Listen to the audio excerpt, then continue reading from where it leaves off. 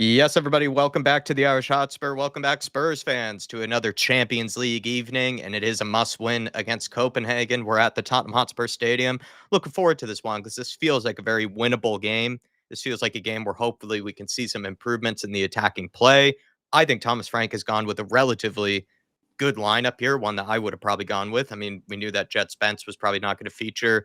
He did mention that Mohamed Kudus has taken a knock. Hopefully, it's nothing too serious because we know how much we've been relying on him. But with what he has to pick from, with what he has to work with, I actually don't mind this lineup. And you would say, actually, the interesting bit is he's without two of his more consistent and reliable players in Paulinho, who's arguably been one of the players of the season, and Mohamed Kudus as well. But I still feel like this is a team that should be able to get past Copenhagen tonight. I think we're looking for, if we are being selfish, or maybe we're not being selfish, maybe it's not too much to ask, but I think we're looking for a win, but also maybe a convincing win as well. One that we feel like we've probably been for at least 75% of the game, the better team and the team that's been dominating, the proceedings. So in terms of the lineup, we have Vicario in goals. We have Romero and Van de Ven returning back together, which is a nice sign and probably needed for a game like this one, especially when it comes to building out from the back, seeing some exciting football. Romero is taking the captain's armband back as well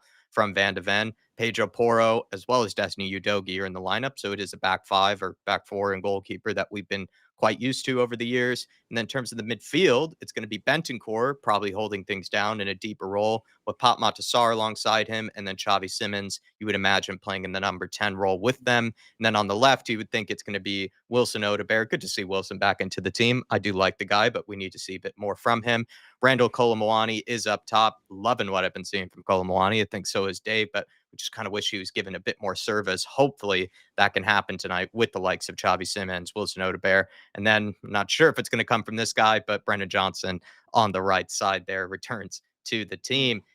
Dave, am I right by saying, it's probably a game where we need to see Spurs win, but if we want to go a little bit further, probably want to see a convincing performance as well.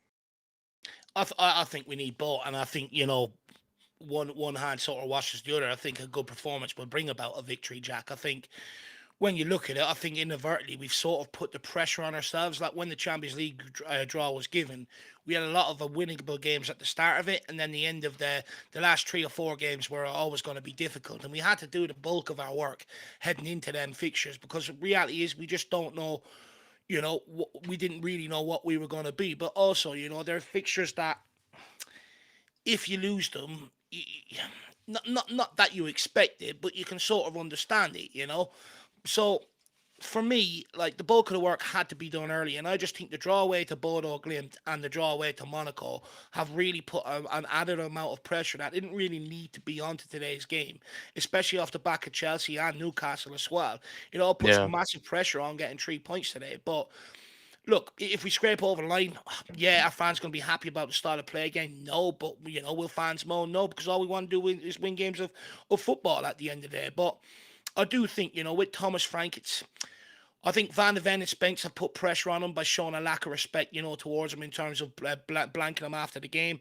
I think, the fact that pragmatic questions are already being thrown his way in the press conference and stuff like that. I think he needs a massive performance tonight from Tottenham and from these players. We need an absolute massive performance to sort of show that he is a guy to really get behind, because right now, off the back of some of the results, you're starting to see some Spurs fans sort of flinch already and Yeah. starting to sort of almost scream his name to get out. And look, I don't think he's the whole problem of what we're seeing. I think there's bigger problems inside the club. The medical department is a huge problem in terms of, not having a squad up to par for any manager that's really been here is a huge problem. But I don't think he's helping himself in terms of some of the tactics he's employing. So I think tonight against Copenhagen, fans will not tolerate us showing them a lot of respect. Fans will not tolerate them, creating a lot of moves against us, like which has happened in recent weeks. Fans want to see us on the ball, dominant, and go at them. Create a lot of chances and look to score goals. And I think the opportunity is here tonight. Look, of course, we've been here before. and it's more as games like that, right? We've been embarrassed. We should know more than anybody to not take any game for granted. But the reality is, they're sitting, I think, 34th in the Champions League table right now. They're down near the bottom. They haven't won a game in this Champions League already. Um, they concede on average 2 goals per game. So for me, the opportunity's here to go and score goals tonight and sort of Yeah. get the belief back behind the fan base. Because, Jack, what you're seeing in the stadium isn't just what we're seeing. The frustrations isn't just what we're seeing this season. It's a build-up of frustrations from years gone by. So I just think in order to quell that and heading into Man United at the weekend, which again, with their resurgence, is looking like a tough game. The pressure's on. We have to win tonight. We've been here before. Dark Octobers, dark Novembers, where we just lose games after lose games. And this is the period where managers, lose a lot of belief from fans in terms of what they're doing. So I think this game is absolutely huge. Like, you got to remember, 1 win off the back of last 5 games. The results have to start picking up. Results is what brings belief and what brings in, buy-in. Fans can sit there and, give all the reasons for or against. At the end of the day, results and what people are watching with their own eyes will dictate whether they believe in the guy or not. And tonight will go a long way in terms of quelling down the noise a little bit. Yeah, I really agree with you there. I think no matter what, though, like let's say we did get over the line against Chelsea or Newcastle, be amazing if we did both, but of course we didn't. I still think there would be a bit of pressure going into this because of the Champions League games. Like so far, they haven't been that convincing, really. Like, yes, we've picked up points, but there hasn't really been a performance yet in the Champions League that you can really point towards that you were like really proud of, you would say. Like Villarreal, bit of a Shocking. 50-50 game. Like it didn't feel like either team was really that great in that. Bodo Glimt absolutely got Shocking. away with one there. Monaco got away with one there. And unless I'm somehow forgetting another Champions League game, I don't think I am. Yep. This kind of needs to be then, the convincing performance. And I think if you looked at this, we spoke about it during the pre-match buildup, but if you looked at this game, you would look at this as the banker to pick up a win in. And so I think no matter how last week went, whether good or bad, this was always going to be a bit of a must-win game. But Yeah. it's almost added pressure now with the performances from last week. So it just feels like this was always going to be a must-win game, but maybe let's say if we got over the line against a Newcastle, let's say, maybe fans would have gone into this game just thinking, you know what, just got to win. Doesn't need to be amazing. Doesn't need to be a perfect performance or anything. But now with the performances from last week in mind, you're hoping to see a win and as well as an improvement in the actual play in general. So I completely 100%. agree with the context that you put there. And I think Romero is a huge plus to have back.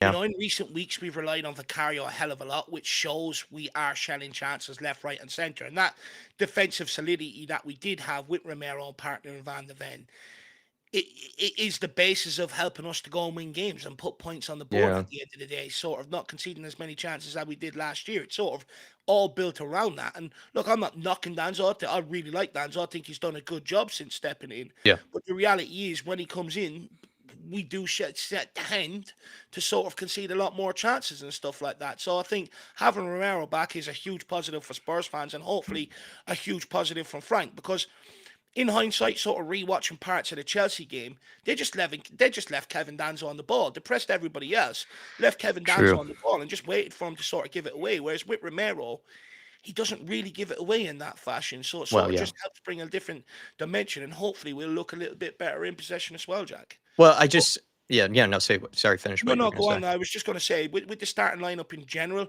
where I get a little bit frustrated is I don't think what I believe is our best 11 being put out there yet this season. We're always like a couple of players away from it, and that's the annoying part. But I think this lineup is definitely strong enough to go and beat Copenhagen tonight. No excuses. Do you mean that like with just players that are out injured, at the minute? That's kind of the frustrating bit is that it doesn't feel like we've seen maybe the strongest lineup we could possibly put out there, or maybe he's rotated too much in games. At this point, it seems like he put out Bit the of best both. lineup he basically could. Yeah, this one, of course, he's put out the best lineup of, he possibly could because of injuries and stuff like that, of course.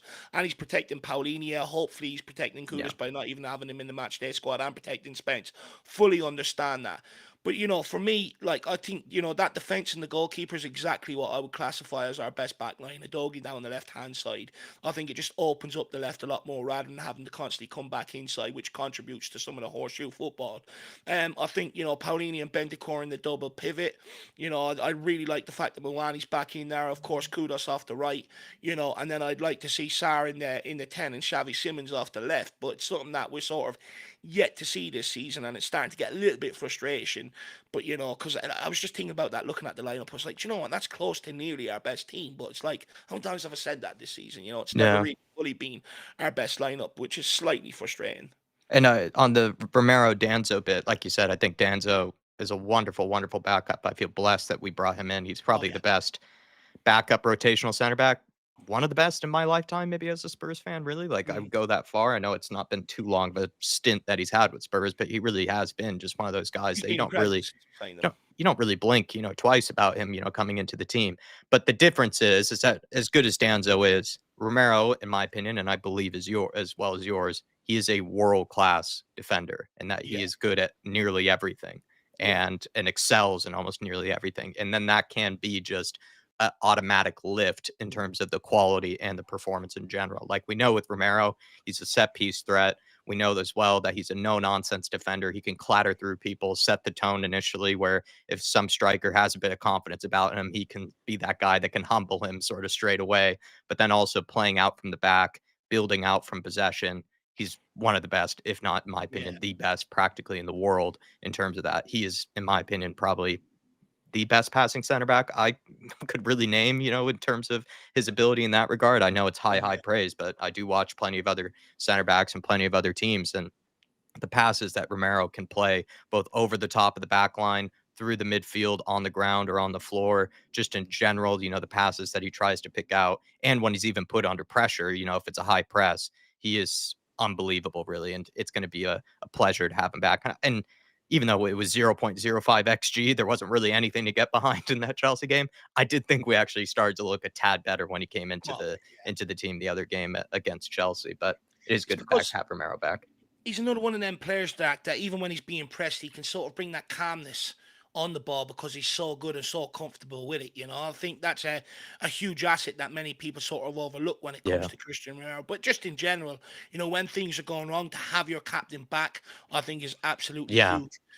But likewise, I also think it's a huge night for Xavi Simons tonight, Jack. I think tonight is a night Seriously, where yeah. despite what we've seen of him, it's Copenhagen, and I think many fans are sort of expecting him to sort of show what he can really do tonight, and I really hope the kid can, because at the end of the day, we can all sit here and be frustrated with what we've seen, and rightly so, and we can all sit here and ridicule him.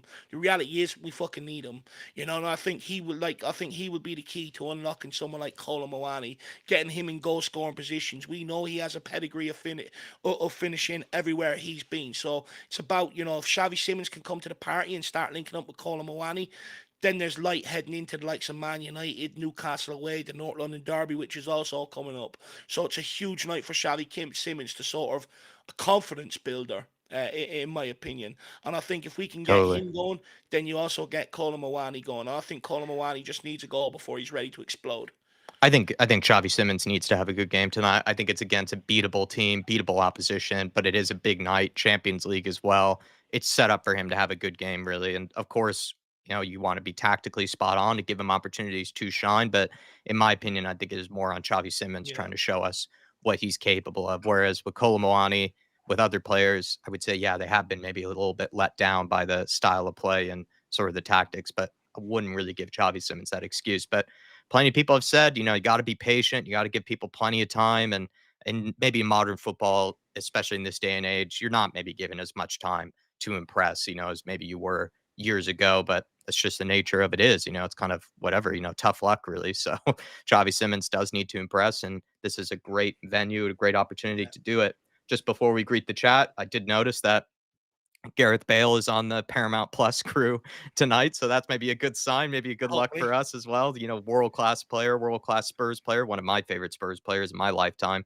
So that's maybe a good sign for us, Can he hopefully. come out of retirement, Jack? Yeah, yeah, They could seriously. Can hardly we? do with him down that side. Yeah, I could actually. I'll take that Welshman maybe over the one that we have at the minute on the right, but I'll Gareth probably Bale will be. probably still produce more than half of what we've got. That's tried down that left hand side. Yeah, it's just, you look at him and it's almost like still just the way he even looks right now, he still looks like he could probably play just world class in every regard, that guy. But good to see him on the crew, probably providing some better analysis than Jamie Carragher might for them. But yeah, good to see Gareth there.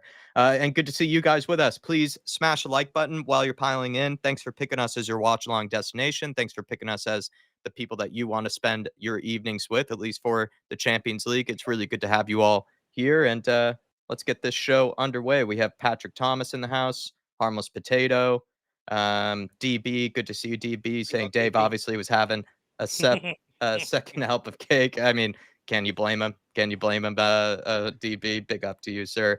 Tartan Spurs is in the house. Coys. Really need a comprehensive performance tonight. No more excuses. Big up, lads. We also have Tyler in here. He's saying he's hopeful of a 3.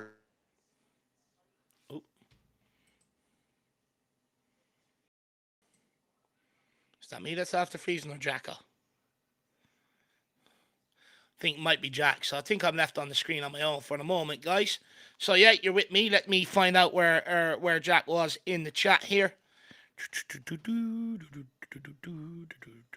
He was down at Tyler, wasn't he? Big up, Andrew. Good to see you, my man. Hopefully you're keeping well. K32, as always, good to see you. Says, great to see Romero back, but Danzo did well in his absence. Absolutely spot on. I really like Kevin Danzo. He's sort of your old school, no-nonsense defender. Of course, could brush up a little bit in possession, but I really like what he brings, that grit, that desire, you know, almost to put his body on the line. I absolutely love that. David, you know, like, good to see you. I mean, another great winger that, I mean, you know, the more I see some of this shit going forward, the more I start thinking back to some of the great players that I've seen. And of course, he had the hair to match, didn't he? Lee says Simmons has to perform well tonight. Absolutely spot on.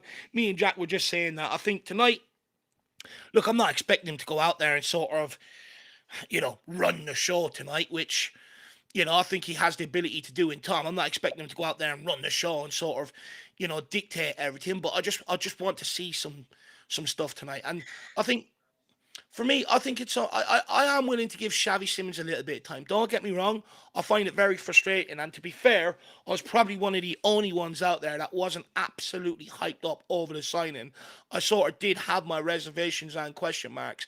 But there's little things I've seen. Like, I still think about that little ball, that little chip ball he played over to Porro and stuff like that, you know. There are glimpses there that if we can get this kid's confidence back up, he can really sort of help Tottenham going forward and really sort of get fans off the edge of their seat. So hopefully tonight will be that confidence booster, my man. You back with us, Jacka? Yeah, I had a bit of a computer crash there, it looks like. Apologies about that, everybody. Technical difficulties, but maybe a good timing, though, right before the game instead of during it. So apologies about that, everybody. But we are only minutes away from kickoff, and yeah, apologies about that, everybody. Tyler was saying it was his 3-1 score prediction broke it. I think that's right. I think your computer's like, I can't remember the last time I seen Tottenham score 3 goals. Like, you know, I'm with the wrong fan base here. Computer's like, that's enough out of you. He's saying that's being too crazy. That's funny, actually. Good to see you, Chris Baum. Good to see you, Brett Loft. Put the magnet on. Be more use than Johnson. Thomas Frank's tactical magnet. Be better use. I don't want to see tactics. I don't want to see the magnet board today. Today's not about that. Today's just simple. Guys, go and enjoy your football. Simple as. That's all it should be. You don't need mad tactics today. I don't want to see the fucking cameras panning on it or anything. I'm sick of so much being made of it. I just, you know, Outeris Fasare, good to see you. 12-1, comfy win tonight. Yeah, hopefully. It'd be great to be like. It really is my birthday. Be great to. I said, you know, 2-0 at halftime. That's what you're probably, you know, best sort of hopes is to be 2-0 at halftime. Feel comfortable. I would take a 1-0 at halftime where it feels like, you know, we've been on top, but probably like usual, which was the case last season too as well, where it's just like maybe we're not putting away chances. But I think what we're probably looking for is by halftime, we feel pretty comfortable and we're probably at least 1-0 to the good. And it'd be nice to have anyone score. I really want to see a Colomwani goal.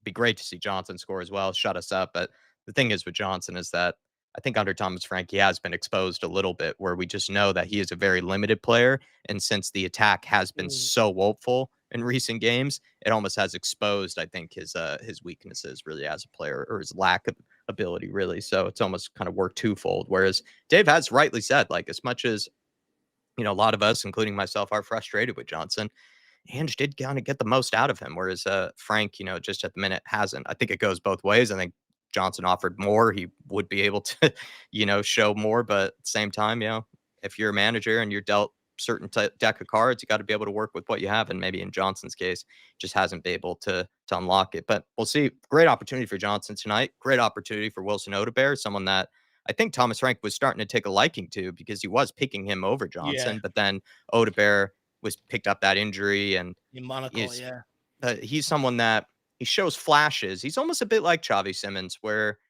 he shows flashes. He shows that there's a creative player in there, but then he can be a tad weak on the ball, can be a little bit wasteful as well, like in the final third. But you can see the talent there. At least in Odegaard's case, I am a fan of his, but I do feel like we need to see him improve a lot this season if he is going to have, I think, a real future at this club. And I think a lot of us has also said, maybe he would have been better served as sort of a alternative rotation type option in this team instead of being one of Frank's number one choices, which he has been probably due to the lack of a signing of a real left winger over this summer that's been proven Well, and good.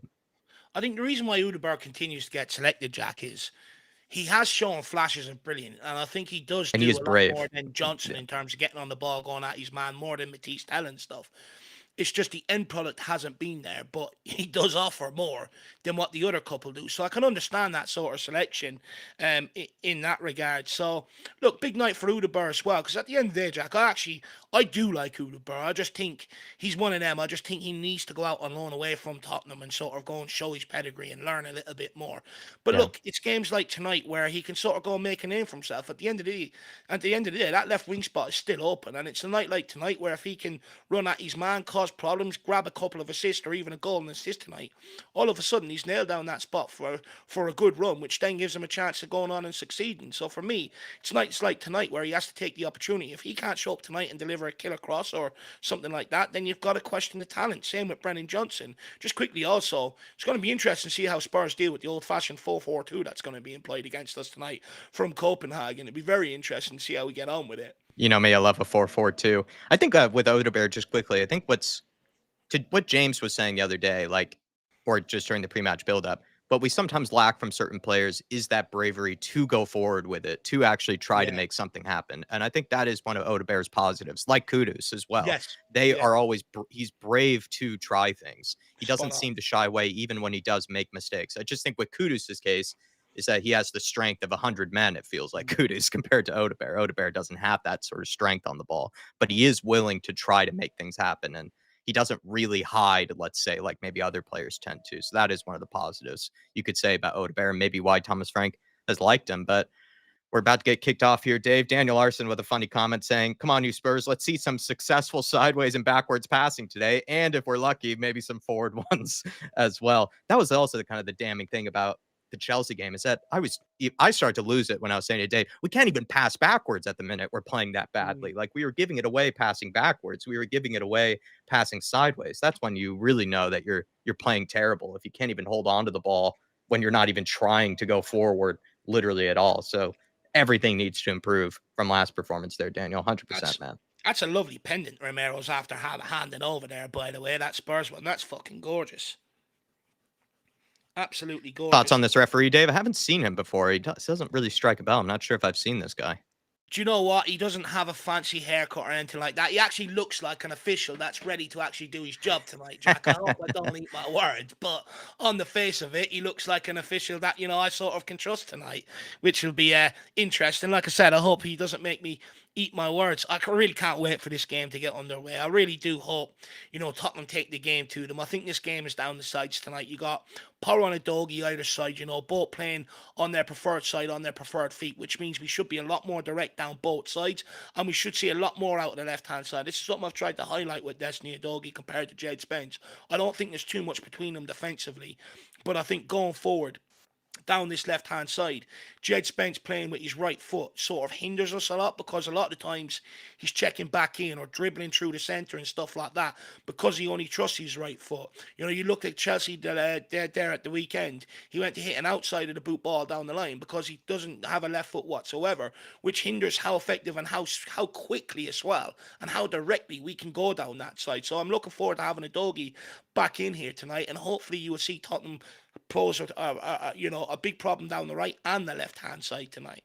Yeah. Here we go. We're underway. Let's go. Gotten kicked off here, everybody. By the way, as well, just quickly, I know Spurs players entered the stadium in suits and sunglasses and all today. I wonder, is that sort of, them maybe hitting back a little bit, showing, okay, we'll go and show you. That'd be very interesting. Papa Massar winning that ball. Shit flick on from Simmons. Larson muscles him off it. Well done, Udogie. Sticks with it. Oh, Play forward. Daniel, we're already passing backwards. Do sync up with us, I think. Yeah, I think I got it spot on here, everybody. So feel free to sync up with us. Really do appreciate having you Good guys movement there by Xavi with on us. that ball.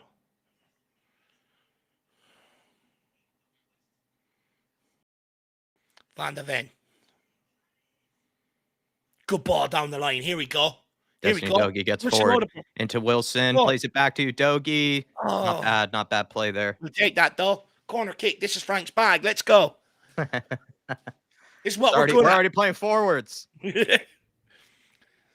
Much better there from Destiny Dogie and that down that left-hand side. Good link-up play. That's the sort of directness we can go at them that I was just trying to highlight.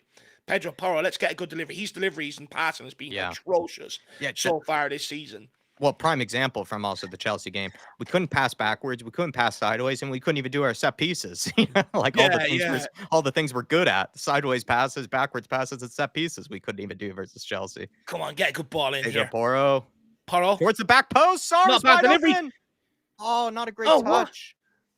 What the terrible touch from Sarr. Why'd he bring it down? Just head it. Even just chest it. I don't even know what he's trying to do there. It's like he thought the whistle was being blown or something. That was bizarre from Pop Star. Man, that was bizarre. Absolutely spot great on. Delivery from Porro. Oh man, it's just a shit touch. Even if you just first time that into the mixer, into the danger areas, you probably get an own goal. Yeah, ricochet. Our top goal scorer, own goal. Hopefully Thomas Frank started him tonight, own goals. Already dangerous there. Tyler saying, "Hate Paramount Plus. You guys are always ahead." What you can do, Tyler, is you just pause the stream and then wait for, us to sync up with you. That's usually my route or tactic. You probably know, though. Who's this plonker? I love the all white for European nights. It's absolutely gorgeous, NM. It's absolutely gorgeous. All white, for European nights, and then the all black away kits. Love it. Here we go. Get out of his way! Simmons, oh my God, you numbskull! What are you doing? Pop Montasar, he played a poor pass, but then he won it back really well, and then it fell to Kolomwani. And all we needed to do is just have Kolomwani take it himself or give it to Johnson. But Xavi Simmons playing defense on breaking up play himself.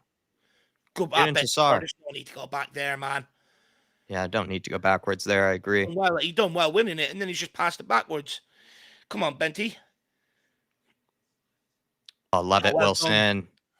Good strength as well. I move that on nice and quickly. There we go. Come on, Porro. Let's get your passing range in. Johnson. Oh, my God, that pass from Johnson.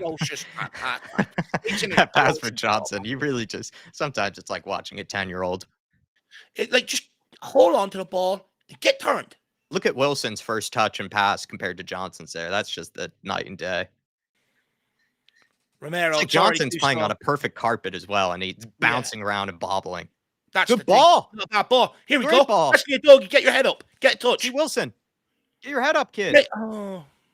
Play it back to Sarr. There we go. Take some responsibility, Sarr. There we go. I like it, kid. Porro. Oh, don't. Please don't. See, Sarr. Good space for Porro here. Johnson, can you get on the move? Why are you just standing there? Xavi Simmons dropping deep. Plays it back to Romero. Van de Ven. Out wide to Destiny. Play that. Down the line to Wilson. Gets poked away. Good work by Wilson, though. Just stick with him, Wilson. There we go. Long ball. Let's get that. Ref, he's absolutely bodied Sarr there. Oh, no. This could be dangerous. This could be dangerous. What's going on here? Yeah, and a little bit of a lag there. Sorry, Dave. Yeah, we had a glitch in the matrix here, I think. Good defending. Stuck with him. Well done, Porro. That young Brazilian isn't playing out on the left tonight. It's Akui or something is what you call him. Yeah. They left the Brazilian on the bench, which I'm glad about, actually, because I thought he was going to cause problems there for Porro. Tackling each other. Yeah, there were 2 moments there where we were tackling each other. Xavi Simmons playing defense on himself. I mean, Xavi just has to move out the way and let Moani smack that. Do you know what I mean? Rocky Roman's being represented at the corner there. You also see that guy giving him an earful as well. Yeah, I love it. It's so petty. I love it. Oh, get out there. Don't let Larson shoot. Larson. That was a He's good their hit. danger man on his left foot, Jacko. He wound up like he was John McGinn. Henrik Larsson's son, the great Henrik. Celtic, Barcelona, Man United. Porro, there we go. Cameraman, fucking cameraman. Jesus Christ. Oh, what a touch! What a touch. Just hold it Have now. a hit. Maybe waited too long there, Colo. This cameraman's having an absolute nightmare the last 2 minutes. What a touch from Kolo Muani. Just Porro unleashes an unbelievable ball going forward. Muani's in behind. The cameraman's going back to come back to Larsson. Yeah, he was obsessed with Larson more than you, Dave, there. He was listening to Dave's instructions. He got a little distracted. Get that ball across to Porro, and Johnson, come look for it now. Johnson, we can play that ball with Mickey van der Ven to Udeberg. Why can't we play it down the right-hand side? Oh, my Lord. No one wants to pass it to him. Good to see Ian Ferguson, our Tottenham, getting in behind. Question mark. Yeah, so far. It's the lack of aggression we're going at them with, which is starting to rile me up a little bit. Mm-hmm. Like, what's this shit?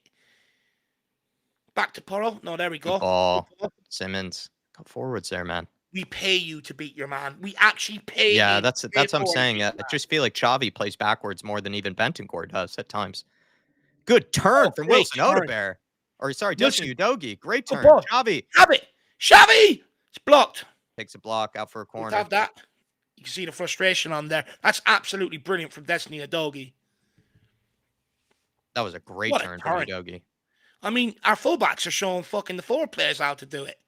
I mean, Dave, I think we'd be in the top 3 if we just had all of our defenders, cloned. If Van de Ven up top, Romero, Van de Ven up top, we'd be sensational. Put them as the centre back, as the CDM pair. Danzo in midfield. These guys are so used to the cold. This is warm for them. Come on, let's get a good ball in here. Porinator. It's a long time since I've called him that. Come on, Pedro.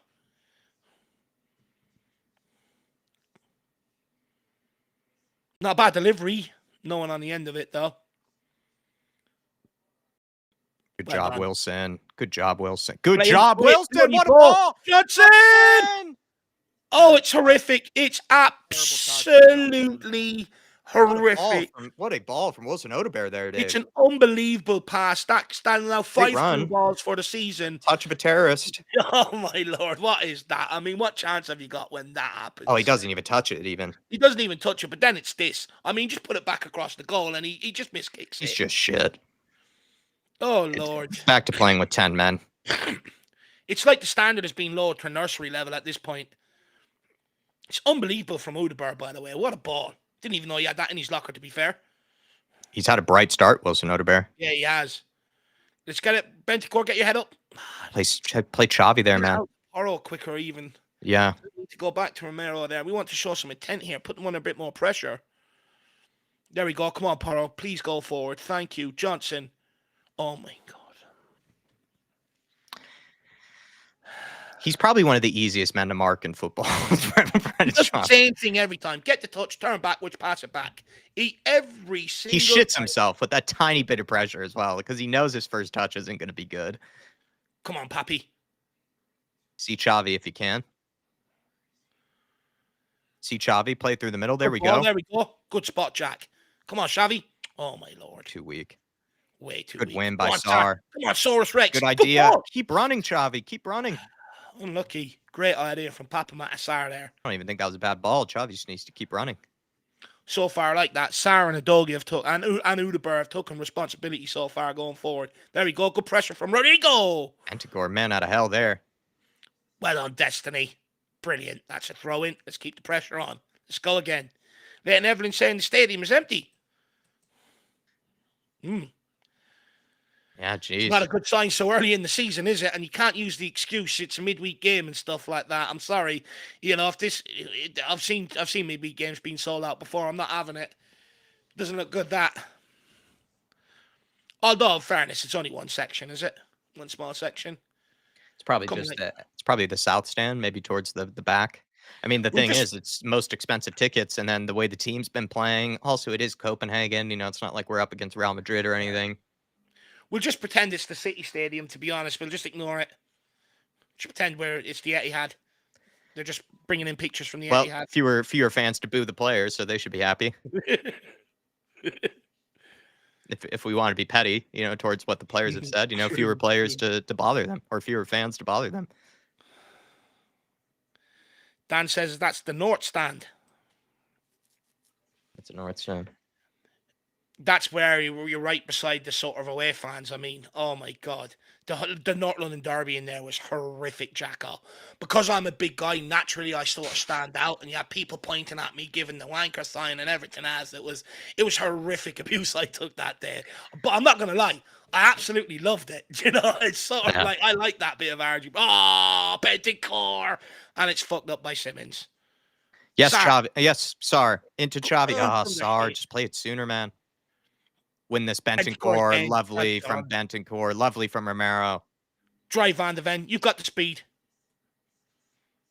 You've got the speed to play us through. Sar. Papi. Swing it out wide to Poro. Good urgency More there. like it. Yeah, moving it nice and quick. Don't come backwards. Johnson, turn. You face him up. You've got 10 yards. There you go. You've got 10 yards on him. Oh my God. Oh, my God. It is playing with 10, man. We just have to accept it. I'm not even going to get riled up with Johnson. I don't need to have arguments anymore with people about Johnson. Just open your fucking eyeballs when you watch this kid. He is just shit. Stick a skirt on him, give him a tennis racket, and tell him to go and find a new sport at this point. I'm sick of it. Daniel Larson saying that's what's waiting for you in hell is if you end up there, it's watching Johnson play football. Seriously. Oh. It just means we have to go back or inside every single time because he refuses to get turned. Bentancur, good ball. Shivy. Oh, my God, Xavi.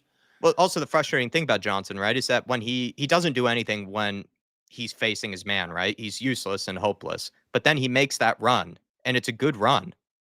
But then Wilson Odebear plays the perfect ball for that run, and he can't even have a good first touch there. Like, the guy is literally a tap-in merchant. If he has to take a touch, you might as well just give up. Yeah, absolutely. It has to be a first-time strike from him. Anything else, he's just useless. Johnson should be calling Ange daddy, not Madison. Ange made him look good. Seriously, good point. I can start seeing warning signs coming of this is going to be a long evening. We're just starting to give away silly free kicks, sloppy passes. The confidence is going to keep draining. Like, at the end of the day, the only chance we've really created is that one that Johnson. That's it. 13 minutes in against Copenhagen. Come on. Forward. Nice. Let's go. Come on, Wilson. Good to see you, Dan Coys.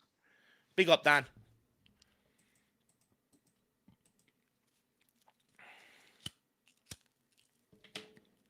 But you notice Porro has no faith in it. Well, look at Van de Ven when he gets the ball here, right? He has no problem swinging it straight out direct to Odebear. But every time Porro gets it, he literally refuses to punt it out wide to Johnson. Oh, come on, ref. He literally keeps turning back inside. Yeah. Tyler says, can someone get the ball to Mwani, please? I know. Yeah, seriously. I know. 24 that touch that he had earlier was crazy, Tyler. It was an unbelievable touch. He just maybe waited a little bit too long after he brought it down. 24C says, Dave, you do make me laugh. Getting angry already. You know me. I'm a very impatient man. It's his birthday today anyway. We can allow anything. He's on. You know what it is, man? I'm one of them. I like to think I've got a decent eye for a player. And I can't tolerate someone that's shit and then people telling me he's good. It hurts me. Go on, Moani. Free kick, ref. We'll have a yellow, please. He's literally pulled down a counter.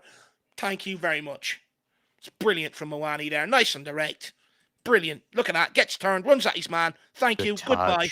Tuck you in at night. Let's read your Goldilocks and the Tree Bears. I'm playing football. Gabriel Pereira on a yellow. Let's keep running at him. It is a very... it throws back what they're going with. It's a very low block 4-4-2, mid block 4-4-2 shape that they're going. It's very old school Copenhagen. Yeah. It's a good test. It's a good test for us because, this is a good test to try to break something down. It's one of the most standard formations, but it is effective. No, I'm just saying, Porro, it's my birthday. Dodgy I deserve something special here. Pedro. Dodgy neck tattoo. I have a feeling Iggy's going to get this one on target. Let's strike this, Porro. Or who's that standing so free there? Is that Romero or Johnson? Romero. I wonder, could he play him in there? No, it's Johnson. Don't play him in. Shoot. Have a shot, Porro. Come on, Pedro. Pedro!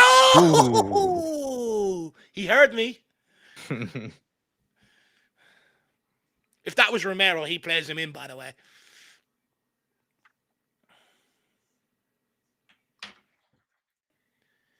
Mickey Van de Ven looking for a cheeky little ball in behind.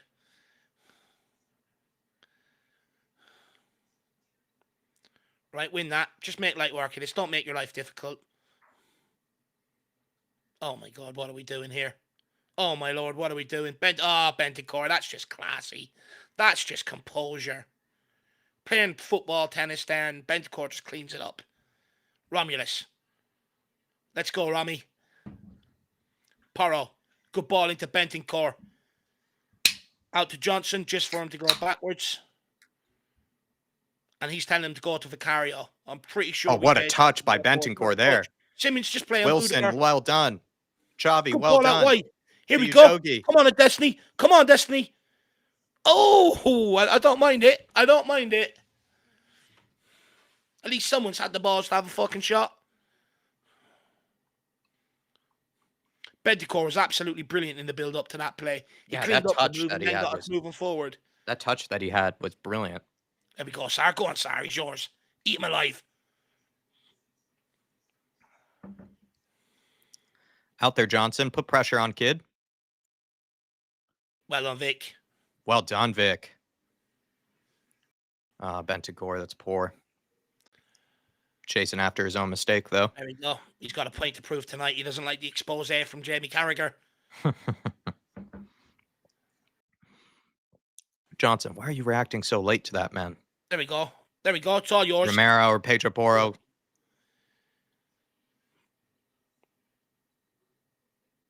Copenhagen moving the ball decently on this. Yeah, they moved it. Yeah, much better from them.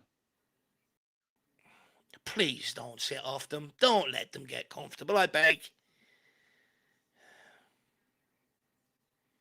We're not a good enough team in possession to adopt that policy. We've got to try and make our own luck.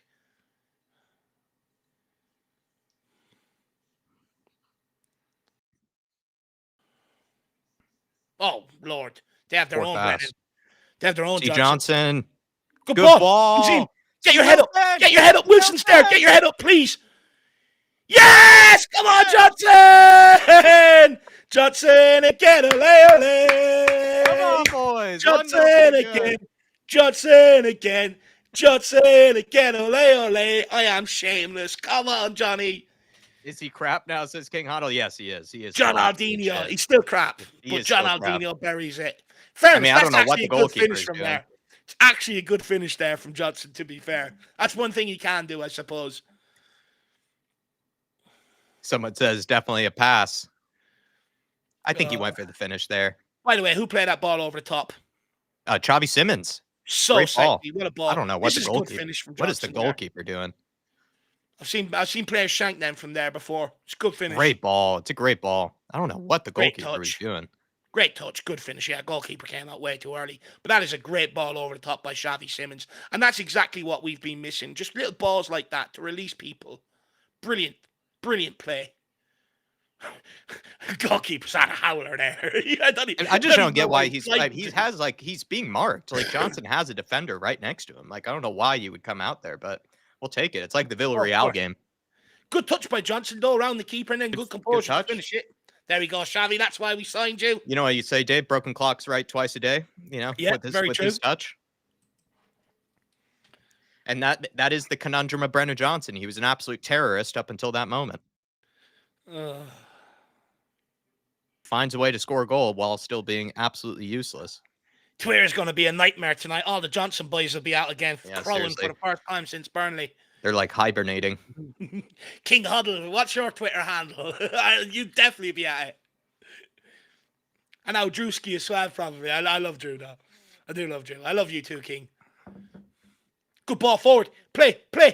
No, Wilson, wrong option. You've just got Mwani making a direct run in behind. Get your head up and feed it, man. Wrong option. 300 in the house, though. Can we please get to at least 100 likes? That'd be nice. It is my birthday, guys. Nice to get Make that sure you like goal, it. though, just when things were, I mean, I wouldn't say we're looking stale, but we were starting We to be a don't. bit frustrating, and so it's good to get that goal. Yeah, we needed that. Just settles things down a Ooh. little bit. Yeah. There we go. Shit header. Pressure, Chavi. There we go. Let's go, Wilson. Come on, Willie. Get There you there. go, Oh, Willie. love it. Brilliant. Ref will have that as a yellow, please. Love it. Love that from Wilson. Good strength. Does Romulus literally have to start every move? I mean, he's the best player in the team. No, but it's like any one of them could have passed that forward there, and they're just happy to give it back to Romero, and everyone spread out again. I don't get it. Anyway, We are definitely, when we build out, it really is a back three, the way we build out. Pedro Porro just sits. No. Don't know what Johnson was going for there. Pedro and Johnson, you got to put pressure on the ball. Pressure on the ball. Jesus Christ. The two of them are standing there doing an Irish dance in front of them. Fucking hell.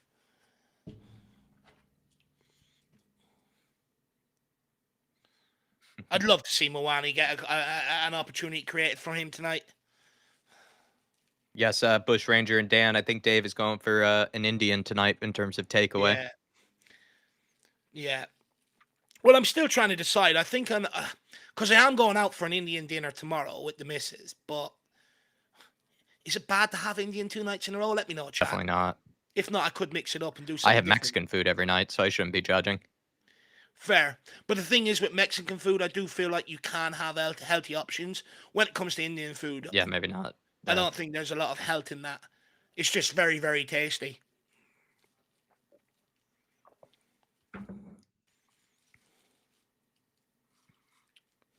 Sar. Oh, Don't know what he was going for there. I don't even know what he was attempting there. If he's trying to play through the legs, that's audacious.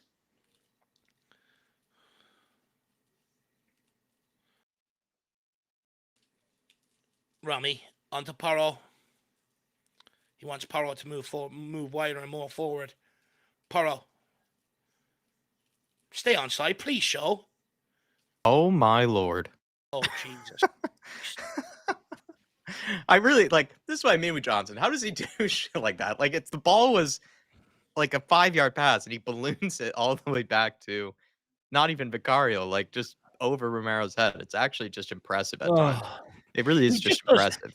He just undoes all of his good work sometimes. He doesn't help himself. But look, at the end of the day, I suppose the most important thing is put the ball in the back of the net, innit? Go Chinese tonight, says Genoa. Yeah, no, not a bad choice. Well, what would you guys get out of Chinese? I would do a spice bag, actually. Get a spice bag tonight if you have time. See, I always get the same things from the Chinese. It's either like a beef curry, Dude, spice I'd kill bag. for a spice bag. You know, I'm looking for something a little bit different out of the Chinese. One night, I just got to make myself a spice bag, even though it's You not got the to, same Jack. thing. I got to try You to have just the make it myself.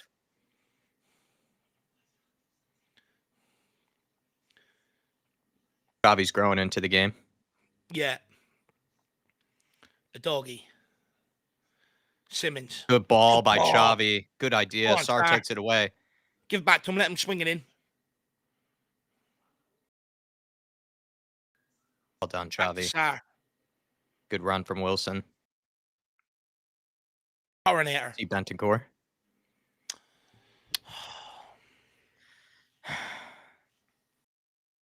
We had that ball in a crossing position. Yeah. And it's gone all the way back to Vicario. Yeah, I know. Pedro I'm Porro with a Spanish switch. Not a bad touch from Xavi there. Really good touch great from touch. Xavi. Play Wilson, Yeah, man. And he yeah, trips man. over Just play in himself. between the lines. Play Wilson. A doggy. Oh, well, that's a hospital ball. Oh, He love was it good from with Wilson. though. It was a hospital ball. Well done, Mickey. Tidy that one up. I'll Let's call it go a Johnson ball.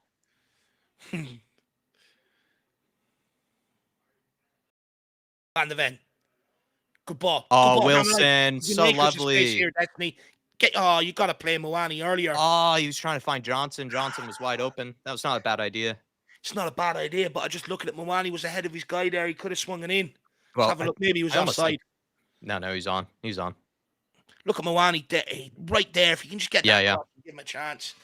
No, but I think Moani's going. He's almost like Moani's playing the life of Solanke from last season. It seems like where it's just kind of you're making these runs and just no one plays you, and then you're holding up the ball great, but then just no one ever gives you your rewards.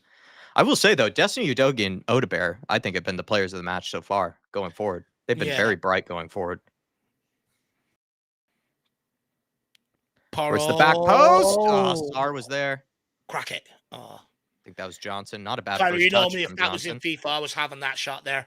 That was a good touch from Johnson, to be fair. And he gets there. He clips it. Oh. Sar! Is that Brendan Johnson beating his man there and putting that in? Yeah, he used the pace as well. He burned him there. Oh, there you go. Burned him. Look at that. And it's a good ball back in. It's nicely clipped back. It really is. People are saying black bean. You ever had black bean, Jacko? I mean, I know about black beans, but I'm assuming I'm not thinking of the same thing. It's a black bean sauce. Okay, yeah. I mean, I would definitely be behind that. I love black beans. Maybe that's one to write down, guys.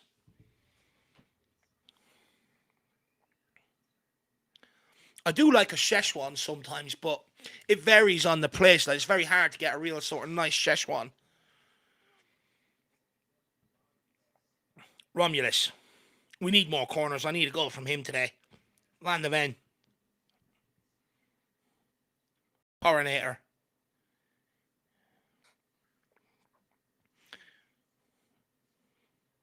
Ooh, Mongolian beef is good. Do you know what? We were at a dinner a couple of years ago, and the missus' mother picked that, and she said it was unreal. Yeah, there used to be a place.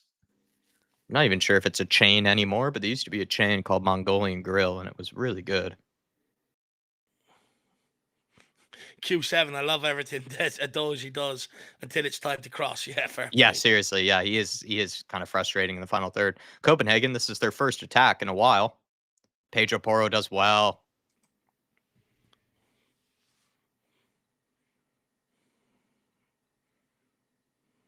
Oh my God, what are we Bentancur doing? gives it away. Oh my God, what are we Poor doing? pass from Bentancur. Oh, shit. Stadium's gone a bit quiet. Yo, it's because there's not really great attacking intent, really, is there? Like, you know, Or I think it's a bit of the nerves, you know. It's like it's kind of like they've seen us go 1-0 up before, and then we end up conceding.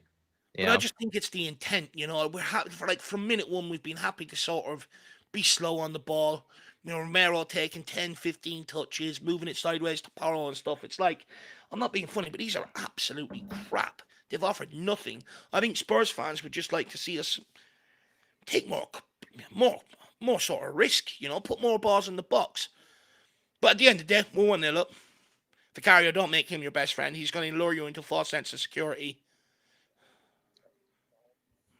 They have a lot of space here. Jeez, touch on the box. Well done. No. Sir!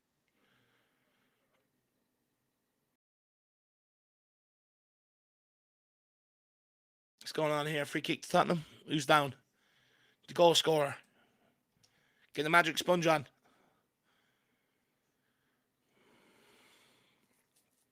Got his haircut for this game.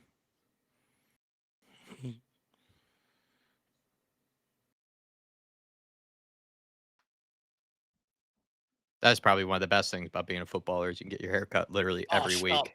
Barber on call, lad. And you don't even have to go to him. He comes around to your gaff.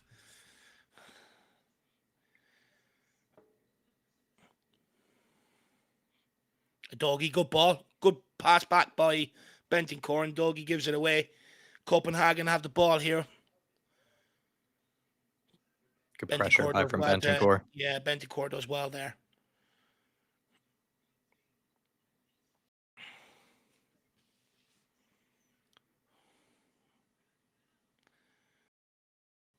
Honestly, I feel like if we just go for these, we'll get the ball back and go and score. Yeah, I agree. We're just sitting off them. Out, Vic. Come out, Vic. Out for a corner. Kick. Come on, Spurs. Just defend this. Don't give away that stupid now.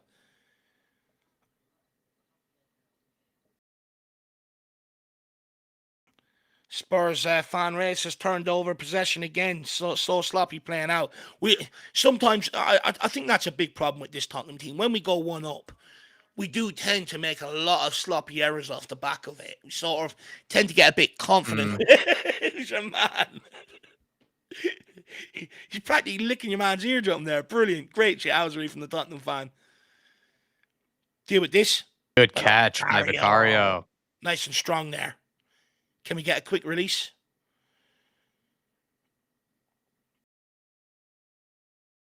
The doggy hasn't even bothered to open his body. He didn't even look forward at all. Good ball, though, by Vic. Good ball by Pedro Porro. Wilson Odebear.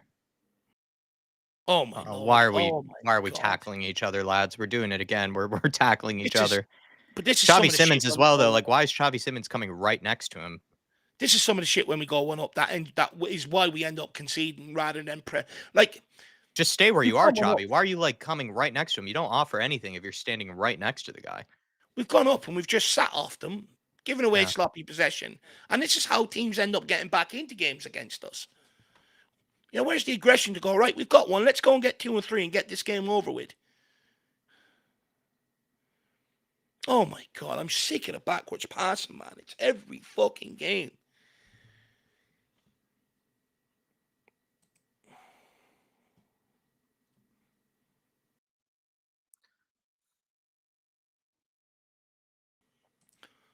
Like, to not even create Mwani one chance in this game is shocking. Oh, Pedro. It's poor. Van de Ven. There we go. Oh, well Good done. turn by Udogie. I'll keep going. Should play advantage there, ref.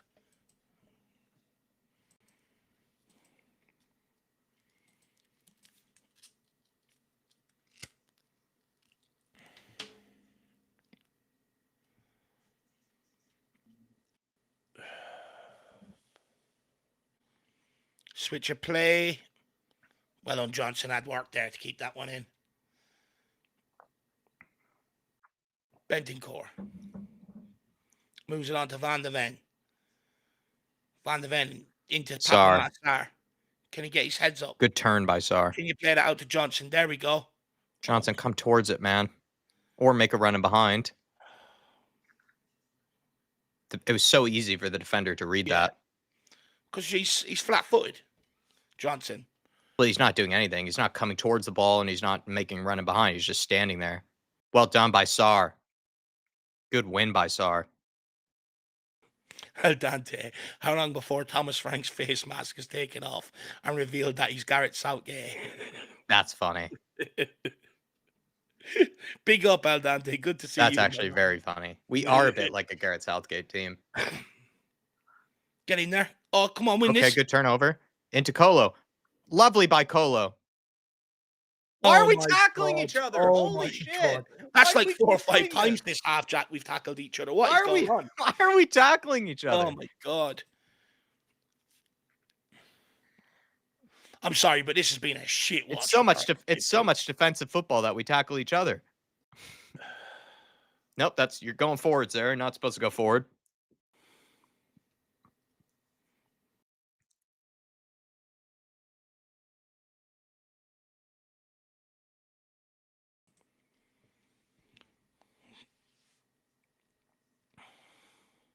We show more intent running backwards with the ball than what we do running forward. Genuinely. You see players sprinting backwards with the football. Show that intent going fucking forward. It's all just no risk. It's all safe. Score and goal. Oh, Mwani out wide. Lovely from Colo. Lovely. Oh, brilliant. Ref. He's gone knee high there. He's gone knee high there. That's a free on Mwani. He's gone knee high on the fucker.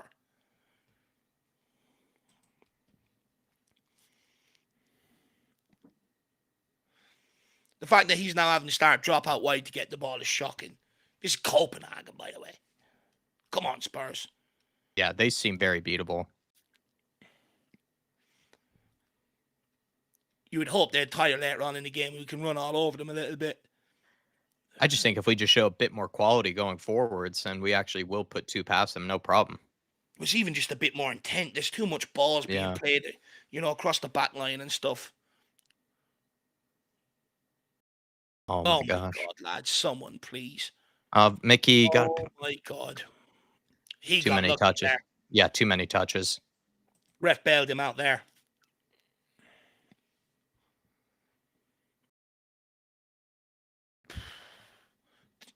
Wasn't a lot wrong with that one. We got away with that one there. He's won the ball. We need to grab a second here, and it doesn't look like it should be that hard to grab a second. I feel like they look, once you make a few combinations, they look very open, But we Copenhagen. look so sloppy. We almost look as bad as them. Like you said, how many times have we tackled each other? How many misplaced passes are we seeing? But like, We're not you even notice, putting Dave, like pressure on some them. of the forward passes that we do make, all of a sudden then we have a lot of time and space on the ball, Yeah. right? So that's the thing. Like if we just play a few of these forward passes and combine, they look like we can put two past them. Like they're not Oh, really. I they're there wouldn't to say be opened up. Copenhagen are really blocking No, the go on, channels Moani. that much. Go on, Good Colo. strength by Moani. Play Keep going, Johnson. Colo. Good Oh, well strength. done. Well done. Lay it off. Shoot, Simmons. Oh my God. See, this is watching Spurs in a nutshell. Take him on.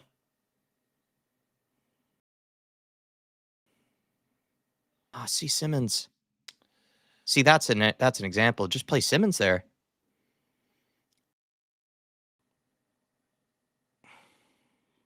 See, we play one forward pass in behind for Kolomowani, and we get lucky. Right? The defender wasn't. The defender was too weak. Couldn't handle his strength. Carved open, man. They are there for the taking. That's an example. That's why you have to play forwards. Because look at this. We play forwards once, and Kolomowani was able to do so much with it. Look at the strength. He's just bullying him. The thing is with this stadium, Jack, when teams like this come away from home against us, even if they sit every man behind the ball, there's still so much room on the pitch because it's fucking massive. These are there to be absolutely carved open, and we are just so pragmatic in possession. Never scoring from there. I mean, who does he think he is? Jesus Christ. That's a liberty, that. I don't even know if David Beckham would shoot it from that far out. Skunk Marks is losing his patience.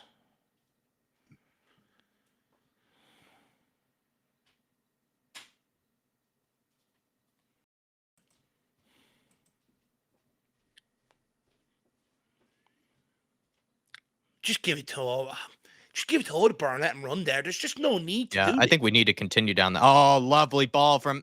And he does that. Oh, this guy is taking the piss out of us. He is taking the absolute piss. I mean, that's not. I don't put that. You didn't even need to play a first-time pass, dude. You just need to get turned. I mean, that decision making is purely on Xavi Simmons there. That's fucking atrocious. He just needs to get turned. Like, he has all the time in the world. Why are you playing a first-time pass? Why is he playing a first-time pass? Just get turned. That was baffling. Also, is that going to show up on Bentacore's pass map, everybody? Just curious. Just curious if the pass map merchants are going to show that one.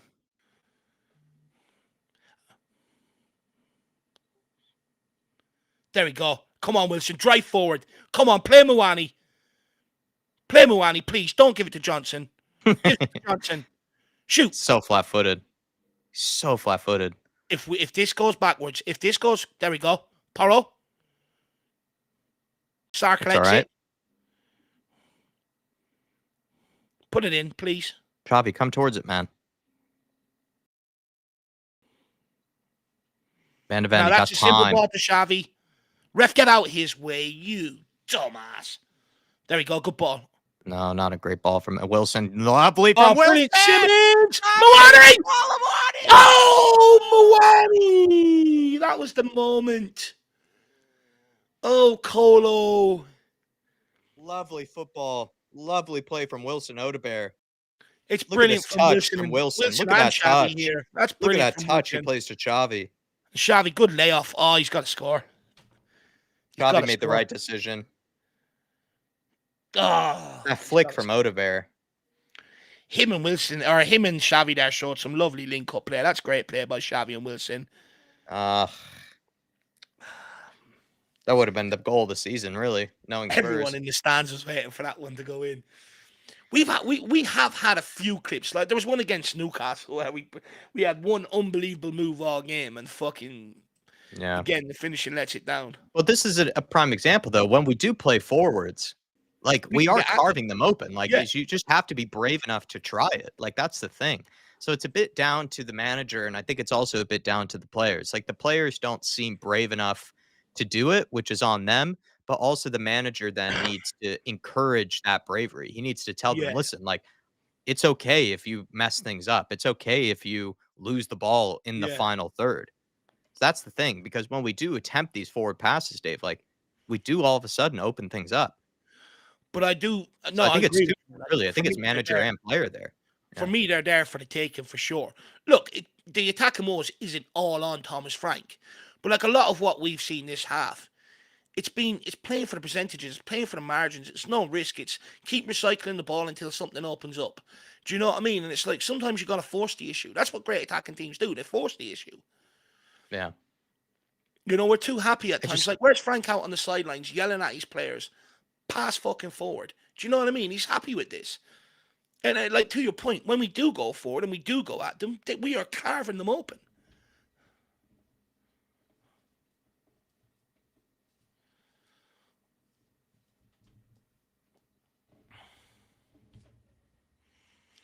good And like pressure, Colo. I think half of the reason why we're so safe in possession is because out of possession we don't go and press the ball. There we go. Well, here we Speaking are. of We which, did there we you did go. there though, to be fair. Seems like we just pick and choose our moments to press, because there it was started by Pop Matasar, then Kolo Muani followed suit with pressing, and then we were able to win it back. But it wasn't that hard, right? You know, we were pressing them, and then it wasn't that hard to win it back.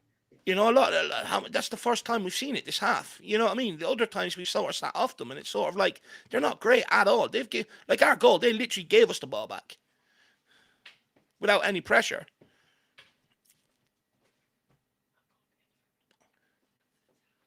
Oh, I love it from Red. Xavi. He's not giving it to him there. Hard to say. It looks like a foul, but maybe he was being weak on the ball. It did look like a foul. That's it, Johnson. Good pressing. Someone's got to go with him, though. They are so loose. We just got to keep pressing them. Well done, Johnson. Can Wilson get there? Xavi move. I just think Xavi should move for it, though, too. Oh, yeah. Yeah. Because he was sort of he was marking himself. Recognize the danger. Well done. Good pressing. Good work back.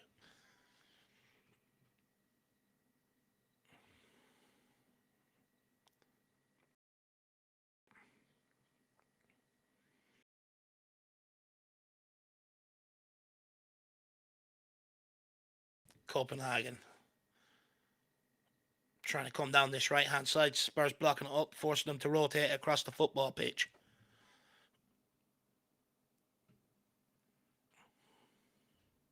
They're going to try and go down that Destiny side now. They're not going to get any joy down there. Get there, Sar. Bit slow to react there, no? Yeah, definitely. Down No 4-0 trouble here. side. Good defending. That's probably Copenhagen's best move. Set piece to deal with here.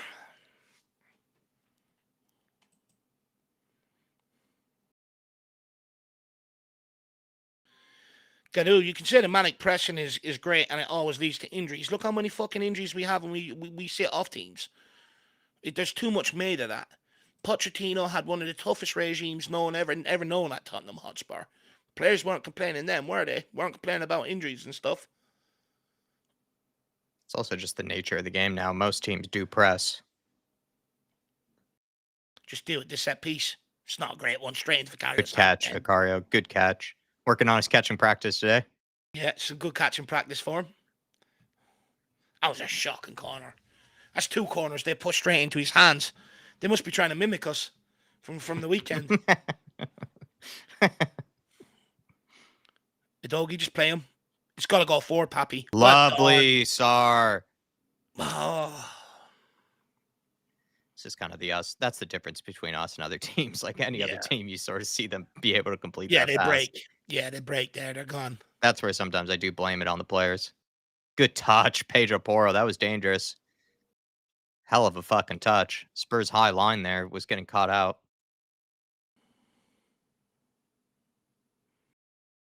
One minute of added time. Looks like Spurs are going to go into this 1-0. Unless we can spring a quick attack. Ideally, it'd be nice to go into a 2-0. Good ball into Xavi. Oh, just play Poro and keep play it moving Bentancur, play forward. Sarr, play Poro. Oh. There we go. Ball into Xavi. Into Moreno! Do you know what? All the chances we've created have actually come from Xavi Simons, to be fair, tonight. Yeah, I know. Two great balls.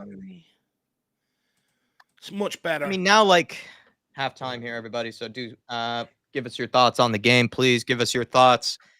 How do you sort of look at it in hindsight, Dave? It's not like we've carved out chance after chance, but I would say 3 of them maybe should have gone in the back of the net. Or, you know, one of the 3 should have gone in the back of the net, should I say. That one there, Colomwani had that other chance, right, where Xavi Simons laid it off to him.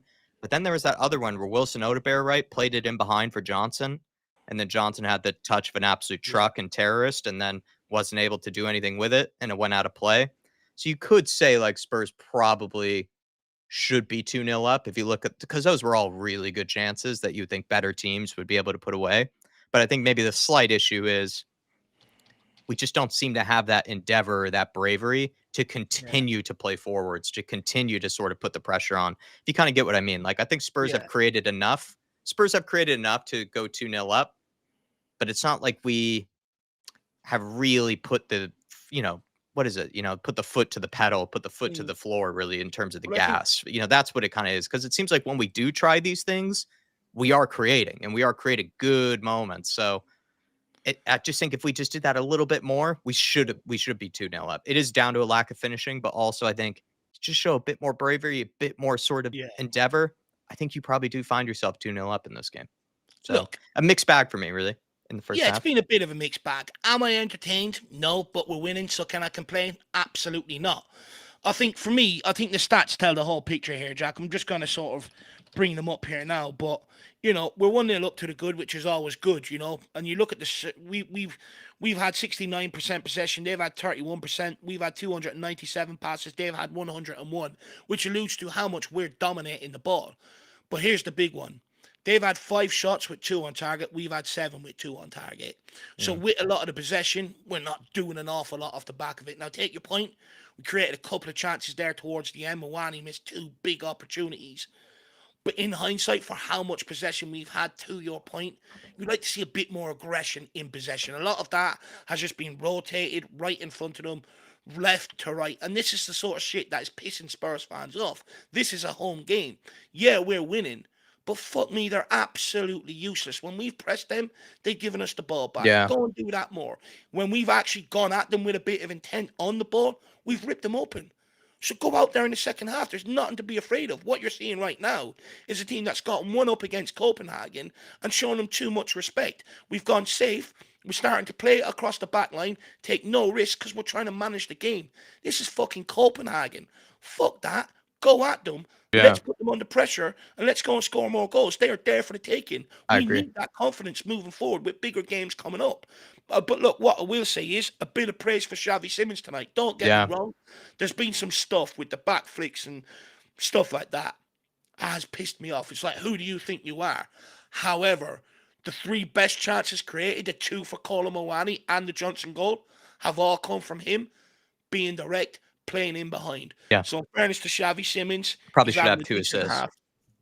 Probably should have 2 assists on the evening, you would say. He's you know, played Johnson in, great finish from Johnson, and that he's given Colomwani 2 absolute, you know, chances on a plate, really. And then I also would argue, I think Johnson, arguably, in my opinion, should probably have 2 goals tonight, because I actually think the chance that he put away when the goalkeeper rushed out, I actually think that was a harder chance to finish than the one Odebear played him. That one, that ball that Odebear played in the first 10, 15 minutes in behind for Johnson, that looked like an easier chance, actually, than the one that he had later on from Xavi Simons. So I just feel like we've been able to create moments like that, but those have come sort of not consistently. That's my frustration. I think you understood my point on that, where it's like, 100%. like it looked like when the moment we had any bit of bravery to create moments like that, we could. So why aren't we doing that more Yeah. often? So I'm not even trying to sound negative. I'm just saying players are clearly, when they are brave, they are somewhat good enough to create moments like that. It's just,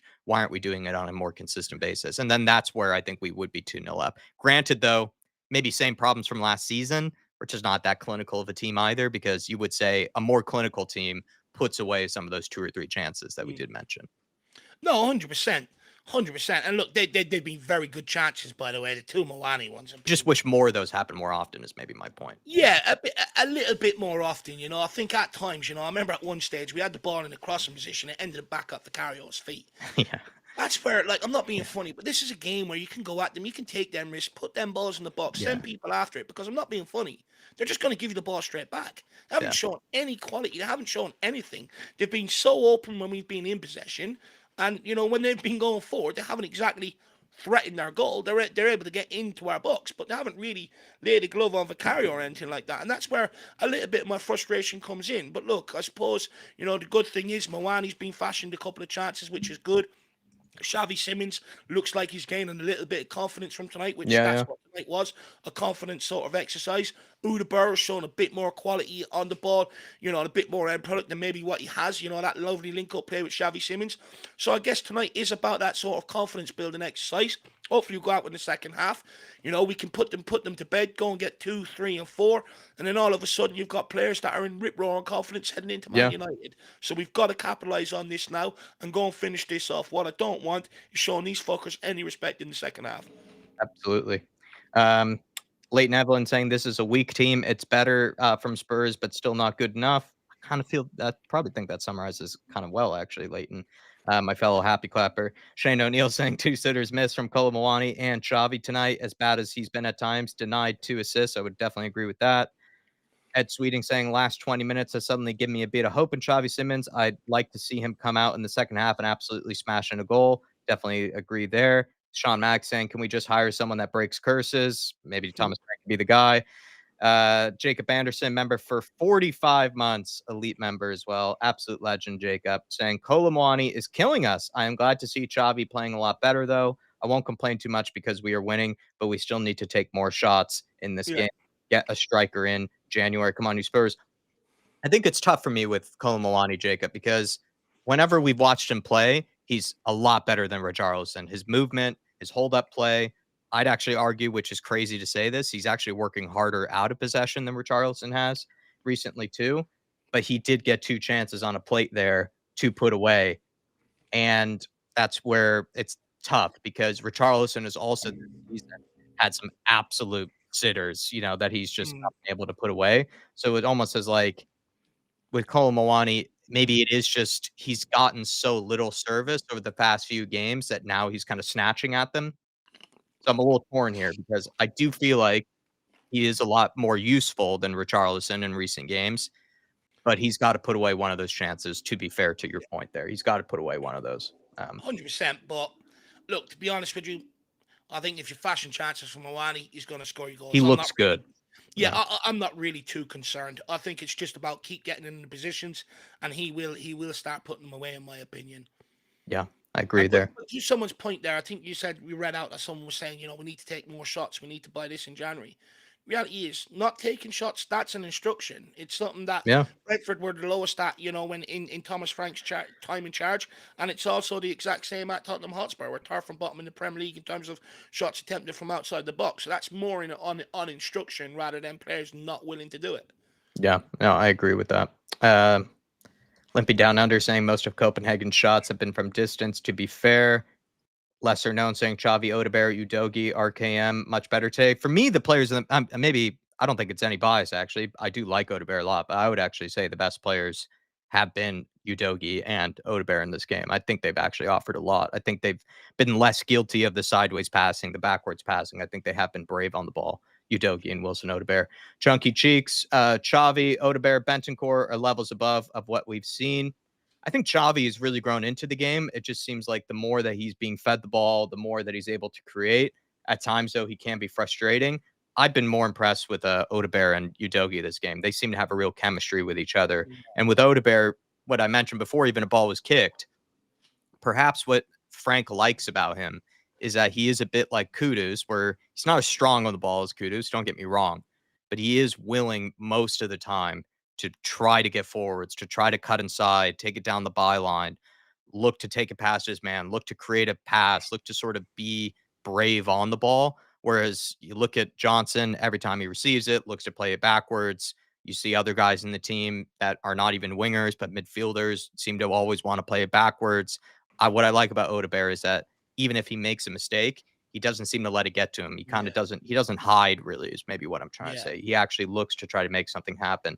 And then in Xavi's case, it just felt like maybe the more and more the game was going on, he was going to sort of grow in confidence, which is a good thing. That's what we needed.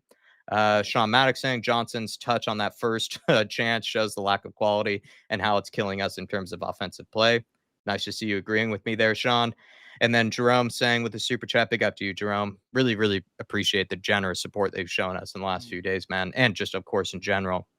He's saying this is so goddamn conflicting. He says we are winning and should be away with this game. However, the backwards and sideways passing is just too safe, in my opinion. Be brave, for crying out loud. I think Jerome has summed it up pretty well there, actually.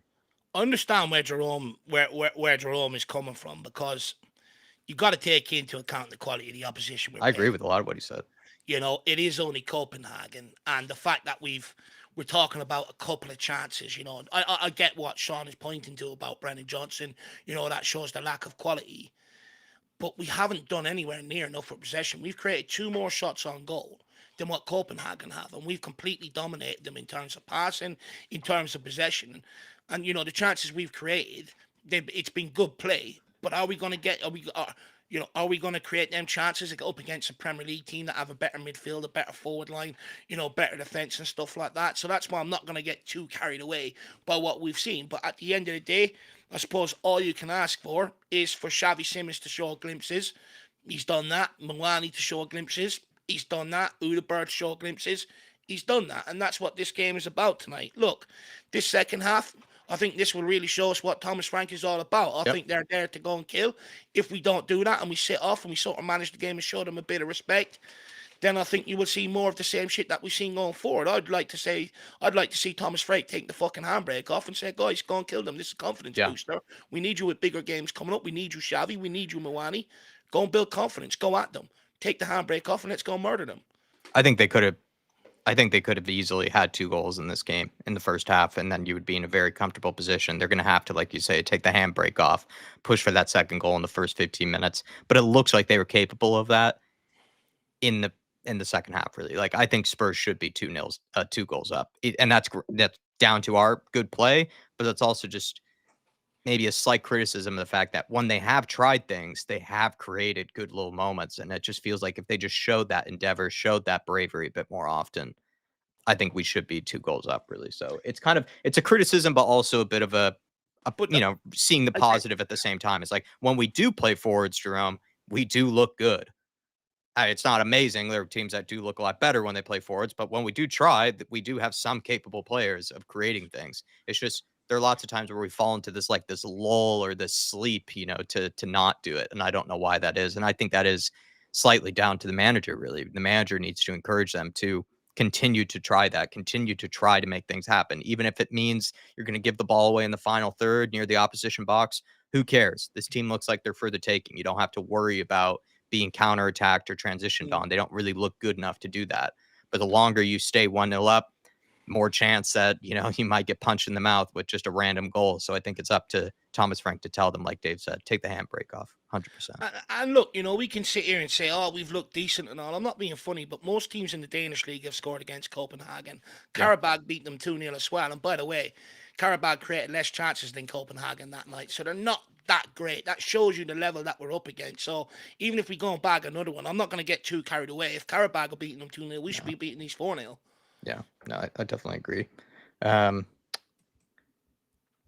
Just Q7 saying 1 step at a time. He's saying to Jerome, it's been a bit better. Let's not expect too much from this bunch. You will be setting yourself up for disappointment later down the road. Yeah, but I think tonight was a game where like I'm saying, I think there's some positives and some not necessarily negatives, just like we sort of are still seeing some of the same issues, but we need to see a convincing attacking performance tonight. And I think we've somewhat gotten it, but I don't know if all of us are fully satisfied with it really, because it does seem like we're not even that great of a team, but we seem to be a lot better than this Copenhagen team. So we should be able to take them to the sword, really. The thing is, we don't look a lot better than them, I would argue. Yeah, we're dominating possession, but in terms of in possession, do we really look that much better than them? We've had good moments, but it's not really been a convincing half. So, look, hopefully the second half is much better. I really do hope so, because at the end of the day, it's only Copenhagen. When we've come up against better teams, we've really struggled. And, don't get me wrong, it's been nice to fashion a few chances compared to usual, but I want to see Yeah. more in the second half. We're probably a bit desperate, to be fair, like where we create one or two moments and then we just get very excited compared to Chelsea, where we created absolutely nothing. Did Javi play better than Brennan with Brennan than Kudus? Like, I don't even know if that's much of a thing. Like, I think Brennan Johnson, to be fair to him, like he does know how to just find a way to the back of the net. Like he just knows how to score. But when you actually watch every moment from him, like Dave and I do, he is a very, very frustrating player, really. So it's just one of those with Johnson. He finds a way to get on the score sheet. And credit to the kid, but he is also an absolute eyesore at times. When watching him, it's just he is a conundrum of a player. He's if anything, I could write an essay on the guy, really, just how much of a frustrating player he can be, because he's so hard to wrap your head around.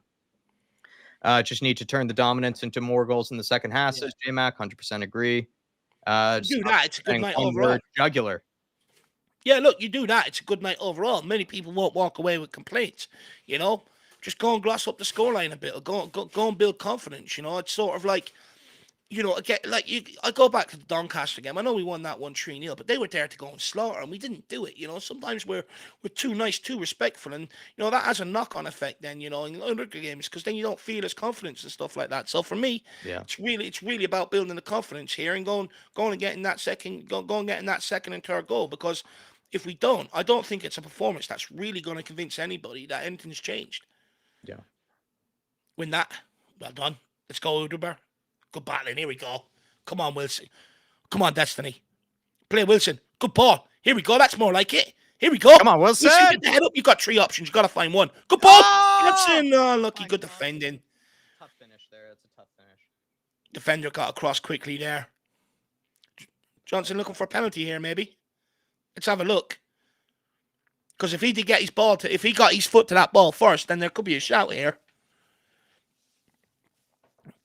Good fair play to Johnson for going down and asking the question. What a ball by Destiny Doggy. Wilson Odeber. It's another good ball as well. Don't see much in that. No, there's nothing in that, is there? No, nothing in No, that. he gets his foot caught up between the defender's legs there. That's good intent though, straight from the off. That's more like it. Yeah, fair enough. No pen. I only got to see the replay there, guys. So we're asking the question though. You got to ask. Well done, Johnson. Good pressing. He gets absolutely done there, and he takes him out. Brilliant. Come on, Spurs. More attacking intent now. That's better.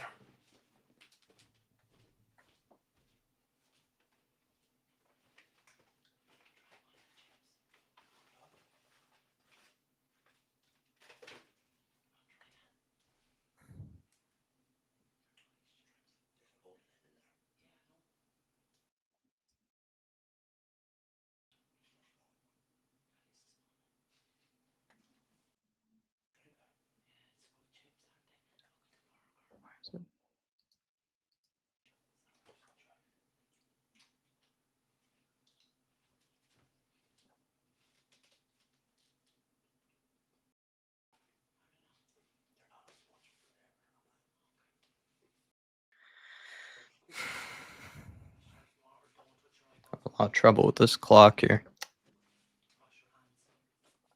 Yeah. Jesus, 38:25. Oh. Copenhagen, boot along. Get another Ribena. There we go, Bentancur. Let's go, Porro. On to Johnson. Play him. Good ball around the corner for Travis. Too heavy. Too heavy.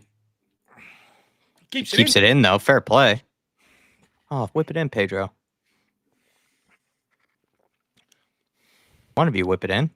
I mean, that's where I'm getting frustrated if I'm there. Yeah, one of you just whip it in. You have players in the box. I'm getting absolutely frustrated if I'm them. Oh, Mickey van der Ven. And then we nearly played out of play. Yeah, that's why you have to whip it in. What's the point of holding on to possession there? What a challenge from Christian Romero. He's such an animal. See, what is the point of playing it backwards there when you're just going to lose it 10 seconds later? Thing. Like, you know, when you don't cross it and shit ends up like that, you know what I mean? That's where you become frustrated watching it. My missus after giving me a Louisiana bonus wing. And my God, it's nice. Jesus Christ, it's ripping them out off me. I'm starting to sweat here and everything off the back of that. Oh my Lord. Lips are starting to tingle. Woo. I've got a Ribena here, you all right? The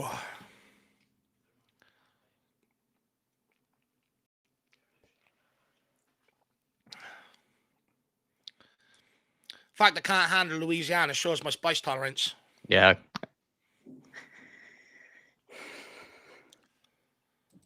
Just shows you're not a real sicko like some of the rest of us.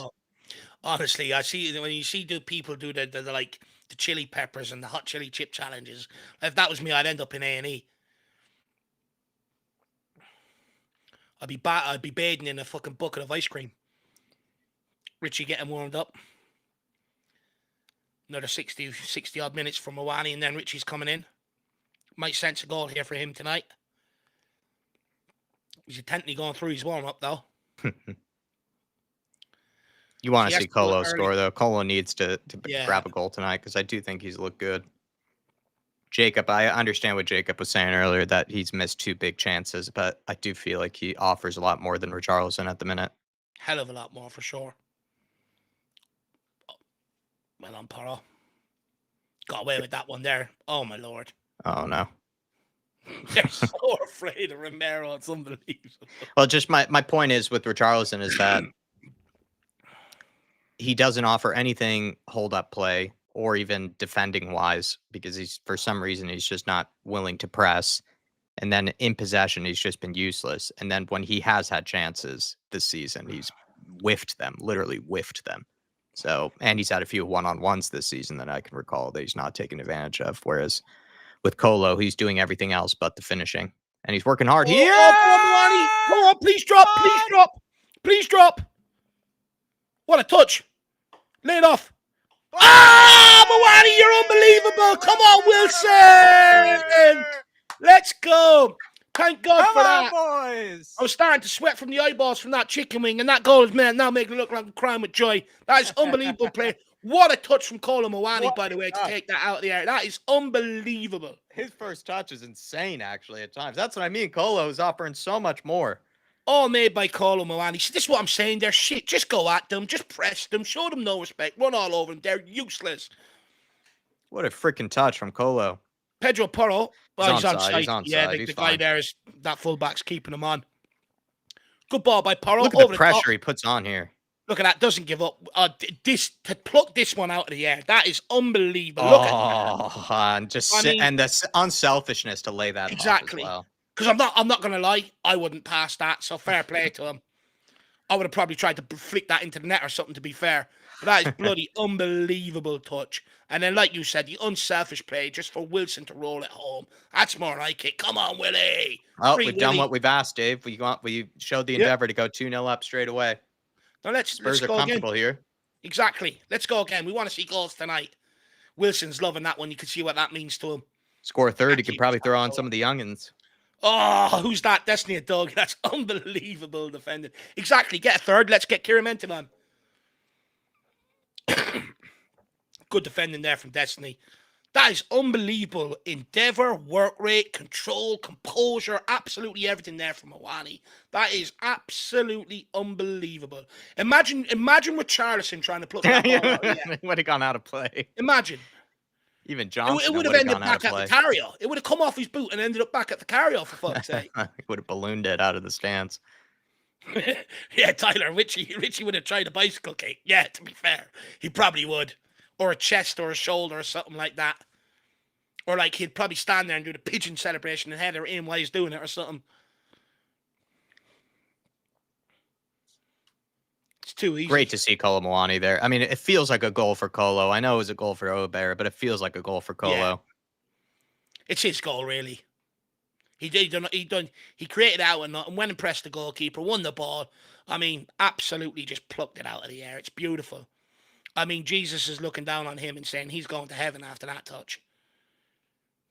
Richie would have fallen over 100%, says King Holly. Yeah, he probably would have tripped, actually. Exact. That's actually probably very spot on. From me. Oh, no. Romero, too much of a risk there. Makoku. Oh, good save. Too easy for Vicario. Not enough power behind it. Yeah. Here we go. Come on, Destiny. Yogi getting forward. Let's go. Wilson. Come on, Wilson. Come on, kid. Come on, Willie. Free Willie. What a movie that was. That's my childhood. Oh, Wilson destroys him. Oh, he just recovers well. Left it behind him. Mickey Van de Ven, great pressure. There we go. That's soft. I mean, that's absolutely floppy, that. Come on, ref. AK Shaq saying these Tours fans are sounding pretty loud. Wink, wink, wink. I mean, I just think that's part of the issue with the play right now. Is like Spurs go 1 goal up, but how many times have we seen us give up a 1-goal lead, right? Aston Villa, even a recent example. So I think the fans, they do still have that nerve about them, and they're just waiting for us to get that second, and then they'll really, unleash the voices. Like I said, it's all just nervousness. Like, if you're nervous, it's hard to really scream and shout. I'm one of those that does, but well, I really hope that not everyone's wired the same. I just think it's natural for people. If they feel a bit nervous, they're going to sort of just calmly, or not calmly, sort of quietly, just watch the game. Really, I think though, they've got to show their appreciation for some of the attacking play we have shown, so that it encourages it moving forward. To happen more. If they sit there and go silent now, then some of the players will leave the pitch and go, I mean, what more do I have to do? Like, for instance, Mwani, like, what more do I have to do and stuff like that. So, why are they checking here? Ridiculous. Get on with the game. But, so it would be nice for the crowd to show some appreciation. And now that we've gone 2 up, there's no risk of losing this game. So just go out at them now and just go and get 3 and 4. Hardly looking at it. It's not a great challenge. It's not great. Studs are showing, but it's harsh. If Brennan Johnson gets a red card, I swear to God. He had no chance of winning that, though. Oh, no, he's looking. Oh, no. Oh. I mean, you just can't get too carried away. It didn't look that atrocious. It wasn't that bad, but he did have no chance of winning this. Like, he is so far behind the ball. Red. Yeah, it's a red. It's on the ankle. Studs are showing. It's a red card. That he's gonna get it. Look how far away he is from the ball, though, Dave. That's kind of my point. Like, he has no chance of winning this. He has no chance. He's followed through, hasn't he? He's no chance of winning it, and he's followed through. It's not that malicious. It's more just idiotic. It's the fact that he never pulled his leg away. He's left it out there to catch him. The intent is there. Is the referee going to let him away with it? No, he's going to give it to him. Well, nice one, Brennan. Oh, my God. Still, though, 2-0 up. We should be safe. 2-0 up. I'm glad we did go 2 goals up. Yeah. If we didn't, then we were in a world of horror. I'm torn on it because I think it's a stupid challenge because he has no chance of winning that. Like, he's a full 4 or 5. He's 4 or 5 feet away from the ball. Like, there's no way he's winning that. But it also wasn't like it's not the worst challenge you've ever seen either. So that's where I'm a little torn. Oh my gosh, it's just going bad to worse here. I think the thing is, though, Jack, is he had time to pull his foot away and he didn't, and he kept the studs up. Which, if you're looking at that, there's intent there. This has gone from bad to worse, though, Dave. Vicario. Yeah, and I'm not being funny. Didn't he have a similar issue against Chelsea at the weekend where he went down for a period? This isn't looking good. Well, that was fun while it lasted, everybody. That was fun while it lasted. It's a hamstring he's holding as well, which is not good. The ghost of Ange Postecoglou might just touched his hamstring. Serious foul play. Tottenham's player, number 22, using his studs. Made a strong fair. It's one of them. If you get a yellow, you'll take it. if you get a red, it's hard to complain about. Copenhagen now trying to come up with some super tactics here. We can never have anything nice, says Laren. I think I'm kind of with Sean, though, saying that wasn't even close to other red card challenges. Because, like, we saw Joe Linton the other day, like, completely destroy Kudus, and that was given as a yellow. And I've seen other challenges that look so much worse that aren't even looked at by VAR. The thing is, Europe and the Premier League operate off two different... right. Like Enzo, right? Enzo just against Chelsea the other day, right? That challenge he put on was like knee high. Like in the Premier League, they've actively been told to let some things go a little bit more and, you know, not be so sort of authoritarian on the game. Whereas in Europe, like I think the handball rules still exist inside the box and stuff. Whereas in the Premier League, there's more leeway given on it. So it's sort of two different criterias, which is the problem, which I think is insane, by the way. Should just be a set of rules all the way across the board. Big D saying the game's gone. I kind of agree. That's it. When I was growing up, that was, if it was your first challenge, you get away with it. If not, you get a yellow. But in this day and age, I mean, like I said, I think it was a stupid challenge. I think it was a very stupid challenge. I don't know if it was. I could see why it was given a red. I'm just more frustrated by he's not even close to the ball. So that's where I'm just frustrated. It's like, why are you going for that? Like Johnson as well, a guy who never works hard defensively. He's one of the laziest players out of possession in the whole team. That's when he decides to put in a challenge out of all the times. That's where they can say, oh, he's done that out of frustration or anger because he was never going to win the ball. So that's where they're saying the intent has come from. Yeah, you're probably right, Dave. Well done, good play from Xavi. Really good play from Xavi. Can you get your head up? Can you play him again? Oh, he's so silky, ref. Can we get a yellow, please? I want to see if there's studs on this one as well, by the way. Let's get VAR involved again. What a flick from Moani inside there. Draws that free kick. Oh, we're going to bring on the shield. Paulinha. Portuguese homelander. To be honest, do we really need to be bringing him on a game like tonight? I don't think so. Like resting players. He's taking off Xavi. Simmons looks really upset. He's putting on that crying face, Dave. It means he's going to see this game out, so expect us to be out of possession for the next half an hour, guys. Oh, another player showing a bit of discontent towards Thomas Frank. Another player. That's 3 now. Simmons, Frank though, grab him. I don't think he should have been taken off, but Simmons, he has a bit of that. He does have a bit of that ego about him. Like, he has an entourage of people. I just heard the other day, Dave, apparently he has like a documentary crew, like, of people that follow him around. He's one of the Neymars then, isn't he? And on Neymar, yeah, like, I think that's a bit of that. So yeah, I think it's a bit of both. I think Thomas Frank should have left him on, though. I think he should have left him on. That's the thing. It's confidence building. I'm not being funny. They're down to, I know we're down to 10 men, but it's like, did you really need to take him off? You know, if they go and score, then you could probably make that decision. But I just think there's no need for it, really, personally. And I don't think you're doing the kids' confidence any good by doing that. Come on, Colo. Come on, Cesar. Get the head up. Oh, he's gone straight. Colo. Oh, just one too many. He's got to put that over the keeper. He's in his own head now. I love that turn of pace, though. He was gone. Strong as well. The way he's just been bullying these defenders, he is strong. Destiny. So pacey. I do love how he's just been able to bully defenders tonight, Colo. Yeah. He has the pace that maybe Richarlison doesn't, but then he has the strength. Tyler, why are you telling me to relax, lad? Relax about what? If anything, I think I've been going a bit crazier. I think we're just talking about the Xavi Simmons situation, man.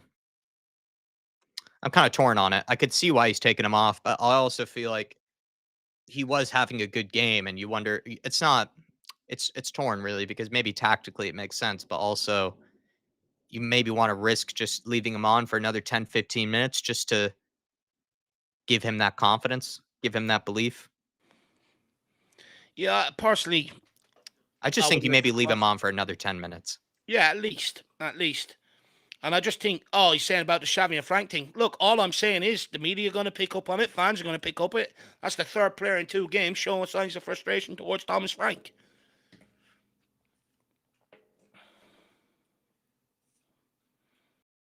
That's what I'm here to do, commentate. Are you asking me to start brushing things under the rug now and hide things? Is that what you're asking me to do, Tyler? You know that's not me.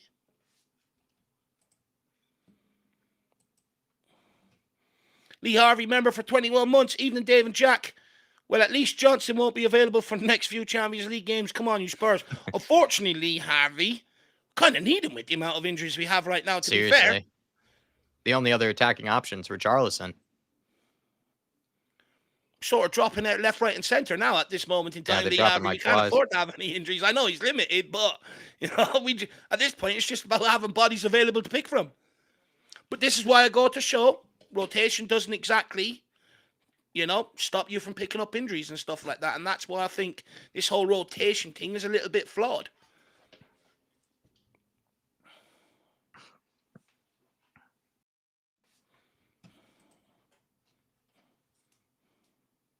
Tracking back from Wilson Odebear. Van de Ven! Come on! Another one of these runs! Come on, Mickey! Go on! Play him!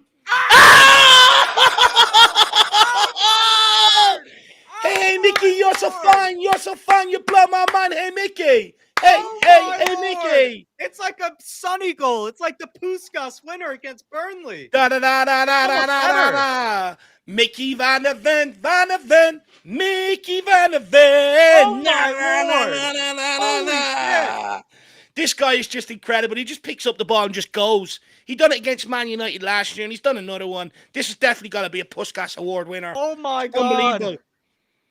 Na. Mickey Van de Ven, Mickey Van de Ven. Holy nuts. Look, Spurs fans can't believe what they're seeing. Go on, give us an Irish jig. Come on. I mean, this is just unbelievable. Bosh, he's gone. It's actually unbelievable. Can we have 11 Mickey Van de Vens, please? He's just got through the whole team. And then you're thinking, square it. No, composure to finish it. I mean, are we even sure this guy's a centre-back, Jack? I don't think... he used to be a striker, I think. Well, I think this guy could play any position on the pitch, to be quite honest with you. Holy shit. That might be one of the greatest goals I've ever seen for Spurs. Like, he's literally picked it up on the edge of his own box, travelled to the edge of the other box, and banged it in past the goalkeeper. What a finish. I mean, our forward players can't finish like that. That's fucking unbelievable. Simply world class. That was world class. Come on, what a fucking goal. Mickey Van That's a Puskas goal. That's a Puskas goal. Sonny versus Burnley all over again. I said the same thing. We're so back for a few days anyway. Come on, you Spurs. What a birthday it is. 3-0. Come on. That's what I'm talking about. Let's go and get 4. We need to take Let's him go off. for 12. Let's give Van de Ven a rest. He's bollocks after take that. him off at this point. Bring on Rio. On. Bring on Rio. Yeah, or Rio. Rio can play anywhere, really. That is unbelievable from Mickey Van. Yeah, I think he's our top goal scorer in the Champions League. From now on, if we can't pass through teams, just get Mickey Van de Ven to dribble through them.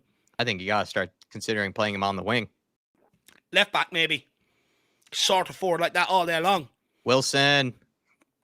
Or do we, he reminds me a little bit of Gareth Bale. Oh, here we go. It's a 3-on-1. Wilson. This surely has to end off on the shot on target. Love it. Romero. Rummy. Puts it back across. Jalini. Ah, It's 4. This is the attacking 10 I was asking for. Let's fucking go. We are Tottenham. Super Tottenham. We are Tottenham from the lane. Come on. Lord. Our centre-backs are our best players in the team by a mile. What a pass Romero's from Romero. got through, set up someone that's unbelievable. Come on. Oh, Rombomlicious, baby. The gates have opened up. Once Brendan Johnson was subbed, has had the red card, the gates have opened. Holy That's nuts. unbelievable from Wilson Odegaard. That's clutch. And then it finds a lovely pass to Romero. First touch takes away the opportunity, but he keeps his head up. Maybe slightly offside. We'll have a look here. And then João Palhinha gets the contact, and it's in. And I think that's like 4 or 5 for João Palhinha this season. What a ball. Oh, what a ball from Romero. Why can't our 4 players pass like that? Our centre-backs literally do everything in this team. They've come to life, and this game has been put beyond them. Glory, glory, Tottenham Hotspur. Glory, glory. Oh, I can't wait. Get up in the morning, nice long shower and all my rituals, and then some good Tottenham songs and just belt them out with Morning Glory. It's Come on. Yes! 4-0. Let's go and get 5. Dave asked for 4. You got it straight away. Can you get 5 now? Oh, it's my birthday. Give me more. I'm glutton. TJ with the super chat from earlier. Dave saying, pay Mickey Van de Ven now. Look, get him on a new contract, whatever he wants. Give it to him. Here we go. Now we're saucing. Here we go. Papa Massar. Play Colo. Oh, Colo. No! Everyone but him. He just can't score tonight. I want my RKO. Come on. Dave, what happened? The pace. It's all of a sudden like we got boosters. I don't know what's going on. What's happened? All of a sudden, we're the paciest team I've ever seen. RST says the boys didn't ruin your B-Day. They improved it. Absolutely spot on, RST. Absolutely love that. And big up, TJ. I mean, look, you got to give Mickey Van de Ven whatever he asks for at this point. So funny you take Johnson off and the floodgates open, says Harmless Potato. Seriously. Skunkwork says, isn't confidence a wonderful thing? Here we go. Papa Matsor. Come on. Play him out wide. Here we go. I want more. I'm 34 today. At least give me half of my age. Wilson, saucy. Come on, that's play him again. Wilson. I love all these step overs. We're just oozing now. We're oozing. Oh, Mickey. Oh, my God. Someone take him off. I don't want him to get injured. He's just balling out now, Mickey. Yeah, you gotta bring on the kids now. Poro. We know what we are. Champions of Europe. We know what we are. Whip it in, I love that one. Play Colo. Oh, love it. It's beautiful. Moani, shoot, please. Please give me a goal. Have a hit. Here we go. Let's go again. Let's create more. More. How do you like it? How do you like it? TJ, maybe we should play with 10 men all the time. Look, that's what I've been saying all game, though. That's how shit this Copenhagen team is. You know, we should have shown them no respect from minute one. They're useless. Unbelievable. Last 10 minutes from Spurs. Just exploded into life. Got a man sent off. And then just exploded into life. Took the game away from them. But that's what the second goal can do for you. They have no option but to come out and play. All of a sudden, there's loads of space, and we're ripping into it. And Destiny Dog, you just win that. We'll have that free ref. Travel, Wilson.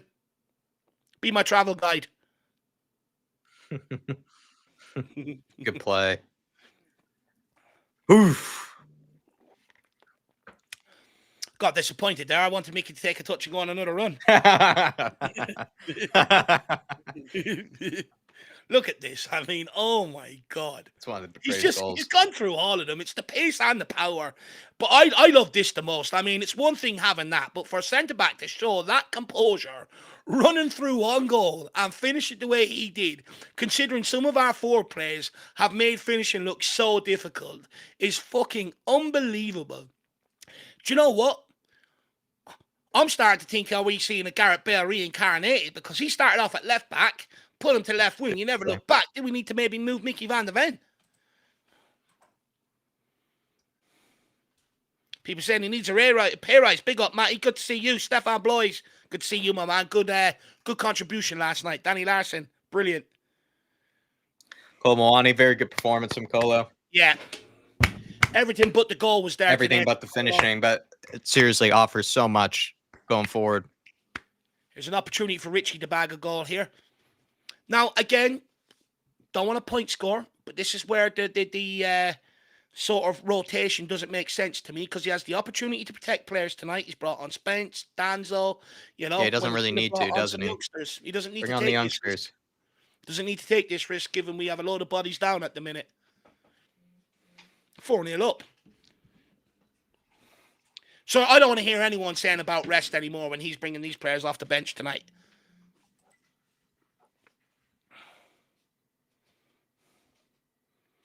Some better final decisions. Do you know what? This decision making in the second half has actually been on point, to be fair, no? Richarlison coming on. Tony Lee says, oh no, he might score tonight. And if he does, I'm going to be shameless and I'm going to do the pigeon with him. Jerome says, we have another Puskas Award winner on our hands. Van de Ven, that's what I'm talking about. Be brave and get rewarded. That is more like it. Absolutely spot on, my man. Look, this is what I was saying. Just go for them. They're fucking useless. Me and Jack could see that in the first half. We didn't press them. They gave us the ball back, which means then, okay, if they're going to do that, just go and press them and you'll take it back. But then second of all, we had a lot of possession, but anytime we did venture forward, we sort of carved them open with ease, you know? So it was sort of like, just take the handbrake off and just go. I'm glad we done it. Even with 10 men, we're doing it. Big up, Jerome. You got to be much happier now, Jerome, eh? Seriously. Big up, DJ AK. Great to see you in the building, sir. Hopefully you're keeping well. It's my birthday today, by the way, DJ. I didn't get a happy birthday from you, sir. We've also got Dark Sung G says, we love scoring goals when we play with 10. Do you know what? Sometimes we do sort of...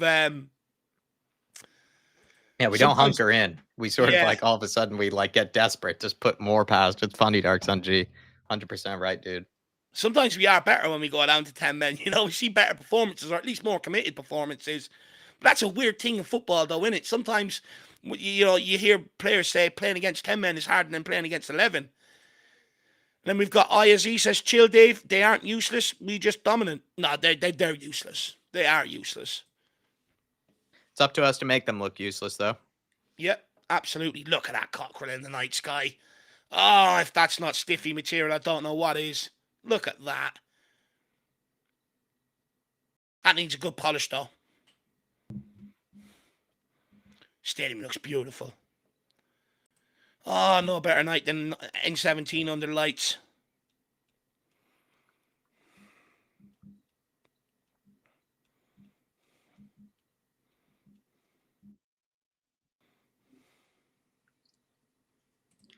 What's nice, though, it's not even like we've been that clinical, I would say. Today we've just...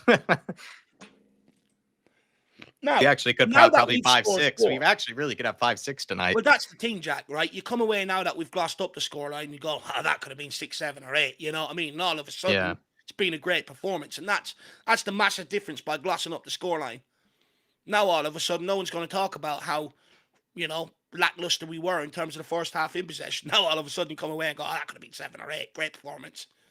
That's the difference it makes. Which also should now sort of quell down the noise a little bit.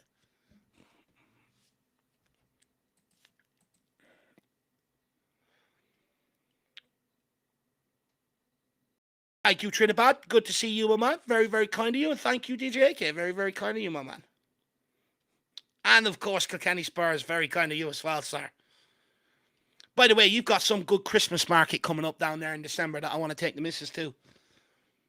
It's supposed to be brilliant. Let me know if that's true.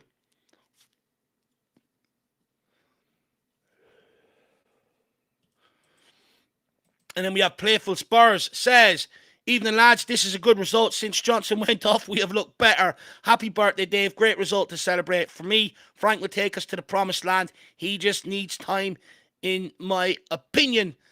Look, first of all, I mean, many people have pointed out in the chat since he's got off, we look better. I'm not sure it's a case that, like, you know, I just think that, you know, you've seen that 2-0.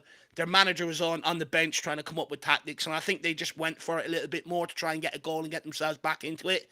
And we caught them at the other end and absolutely ripped them open. I mean, they left so much space there. I mean, if you look at the space from halfway to their goal, I mean, you know, that sort of shows that they came out a little bit, and we've absolutely punished them on that one. But yeah, I mean, the optics does make it look like that. And thank you for the birthday wishes, my man. Really appreciate it. And as far as Thomas Frank taking us to the promised land, let's wait and see. Big up, Paul. Legend. Big up, Paul. Yeah, good to see you, bud. But Paul, you need to come and speak to us one day, my man.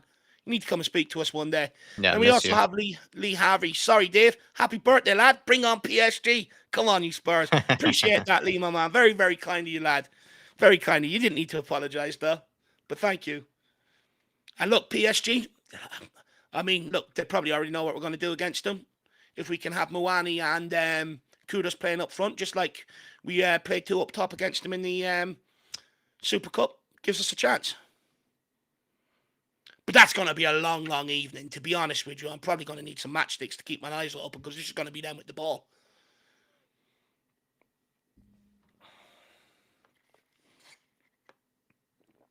Danzo. Good pressure from Bentancur. Oh, Lord, who didn't clear that one properly? Porro. Went back to Danzo, soft there.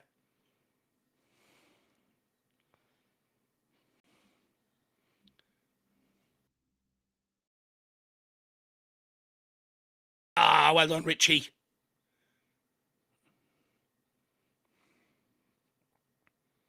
Ref, surely you're going to blow the whistle and give us the ball back considering you got in the way, twerp.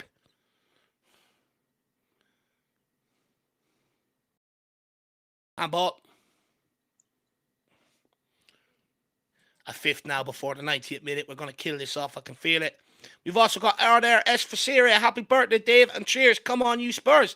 Very, very kind of you. Really do appreciate that, my man. Really do appreciate that. Very, very kind of you. And also, Breezy Gas says, Dave, we need it to be your birthday every week.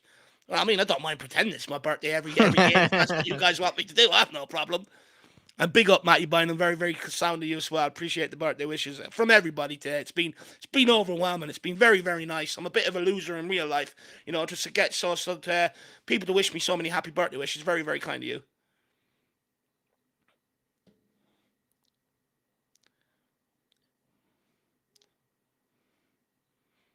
I'm almost at the point, if we get a penalty, I want Vicario to take it.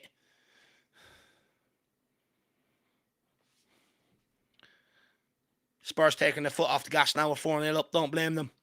Here we go. Dane Scarlett. Dane Mbappe. Hopefully he gets a goal tonight. I'd love to see it. Jeez, it's all happening, says Skunkworks. Even Scarlett's getting a run out.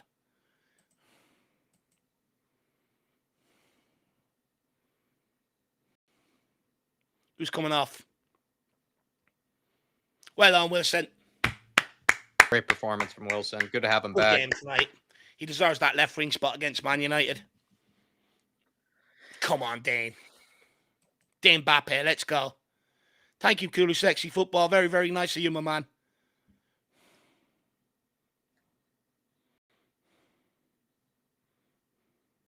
Thank you, 420 Boulevard. Very nice of you.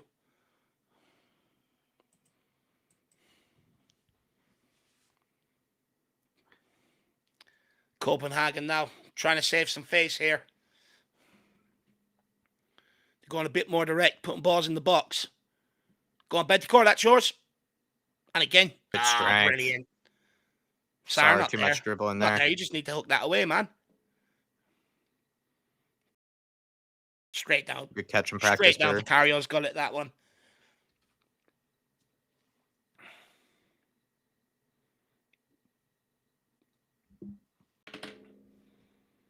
Oh, when the Spurs go marching in.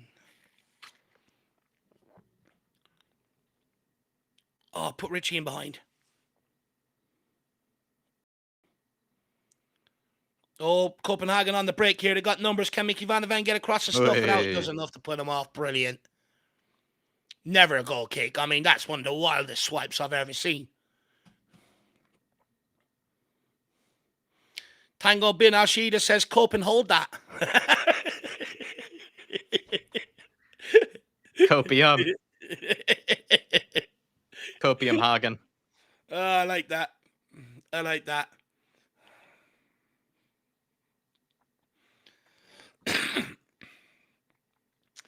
Oh, what a night. Watching Tottenham on a Tuesday night. Near Beef says, it's who we are, mate. Oh, I got that feeling when she won. Dane Scarlett, Dane Mbappe. Come on, Dane Mbappe. Get your head up the ball to Richie. Oh, my God. He has the touch of a terrorist. Oh, my Lord. Great play from Dane Mbappe. Bentancur. Masterclass from him tonight. Oh, lovely. He's playing with him now. That's a class. Get the pass map out, Jack. Get the pass map out. Pass. Oh, we're balling. Let's get Papa Matsar's pass map out tonight as well. Oh, Porro going on his own here. Whips it in. Richie! Yeah!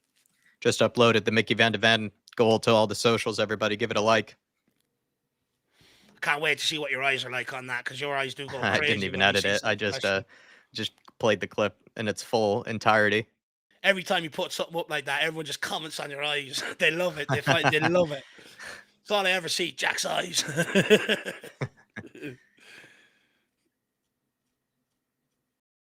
Oh, Jack, you got sucked into the 6-7 thing there.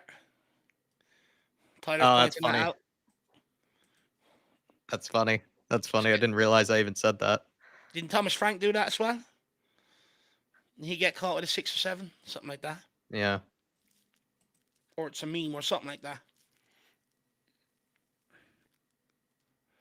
Yeah, I guess it's time to start putting the man of the match poll together, actually. Yeah, seriously. It's the first time in a couple of weeks I've had to do that. Start a poll.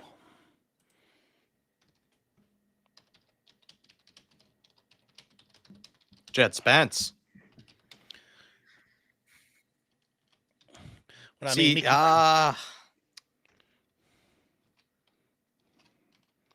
Mickey Van de Ven's got to go in there. Just for that goal alone. Who else do we put in, Jacko? Who's had a good game in your opinion tonight? Wilson Odobur, Cole Moani, Xavi Simons? Wilson, Xavi, Bentancur with a shout. Yeah, Bentancur's been good in the midfield, but I don't want to be accused of being biased. I'm happy to leave him out. I don't really care. I'd say Wilson. If Moani scored, he would be in there today for sure. He just didn't score. I think Wilson has arguably been actually the best forward on the day.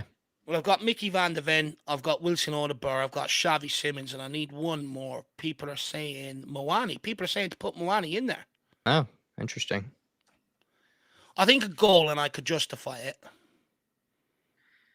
Rabbi saying Mickey, Colo, Bentancur, Xavi. That's fair. Yeah, right. I'm just maybe Odobur is a stretch. I thought with Odobur, I just thought he was good from minute 1 to minute 90. Yeah, he's been direct, Odobur. Like, players might, you'll see guys play well when you're 3-0 up, 2-0 up. I thought he was good when it was still 0-0. But he broke away as well for that goal that Romero set up. Yeah. I think he deserves to be in there, Wilson Odobur. I think he's been probably one of our best forward players tonight. Good ball. What a touch. Dane Scarlett's actually looked tidy. What a touch. Oh! Go on, Mbappe. Mbappe, penalty. It's got to be. Let the kid take it. Let the kid take it. He deserves it. That is unbelievable from Dane Mbappe. He showed more ability on the ball than Richarlison. Stop that, Dane. Stop that, Dane. Please let him take it, is showing so much more than Richarlison. He's loving it as well. Danzo's appreciating it. I'm not liking this, though. Richie was sprinting towards the ball. I think Richie wants to take it, which I think would be incredibly selfish. Yeah, I'd be going mad if I'm Dane Scarlett. I'd be like, you're useless and you're being sold anyway. Let me score. Dane Mbappe, that is unbelievable, by the way. He just goes at him, then makes an absolute dick of this idiot. Oh, great fall as well. He not only does he absolutely mince him with Richie, you're such a fuck, dude. He's not going to earn a lot of plaudits from this, Richie. I don't like this from Richie. I really don't. So, still, I'll get ready for my pigeon.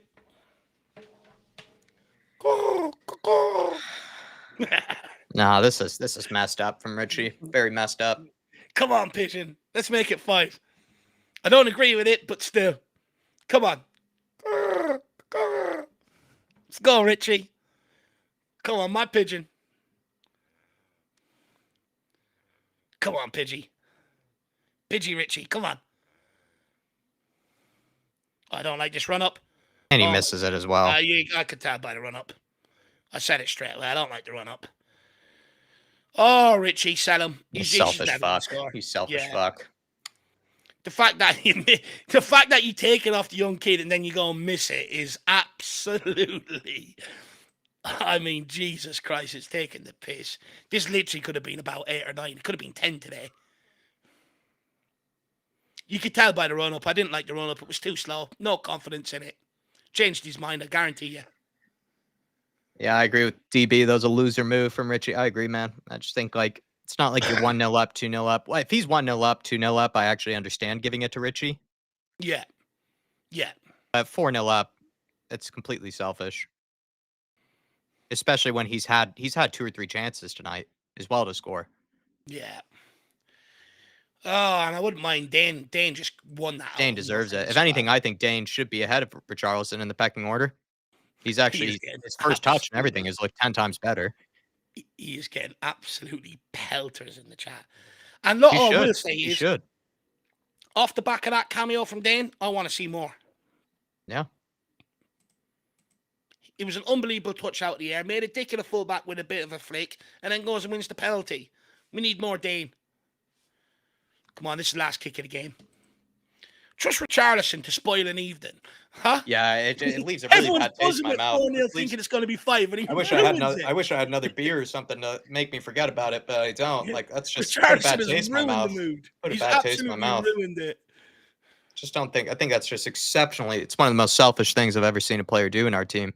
And it was just the way that he didn't even like congratulate, Scarlett. Like he just sprinted towards the ball to pick it up immediately. You're just kind of like, dude, like scumbag move. Come on, that's dude. Right. Like at least help him up, help him up. Like, give him, a pat on the back, have a chat with him about it. But I don't know. We'll try to forget about it. But an exceptional way to make it all about you, Richie. Very, very funny way to make it all about you. Well, he's going to get a severe backlash off the Spurs fan base. Yeah, he will. For not letting Scarlett, take that. But what I will say is, guys, don't let Richarlison spoil the mood. At the end of the day, it's been a great night for Tottenham Hotspur. 4-0 under the lights at N17 Champions League night. These nights don't come around often. Look, first half performance was a bit, good in possession, but not a lot. But second half, we came out of the blocks and went straight at them and really killed them off, and that's a lot more encouraging, You got Xavi Simons leaving the pitch today with confidence. You got Dane Scarlett now, where fans would be asking for more minutes for that kid off his impact tonight. Bentancur had a good game in there. Udebur probably, takes that left spot now for the Man United game. He had a good showing today. So there's plenty of positives. At the end of the day, Jack, I expected a win here today.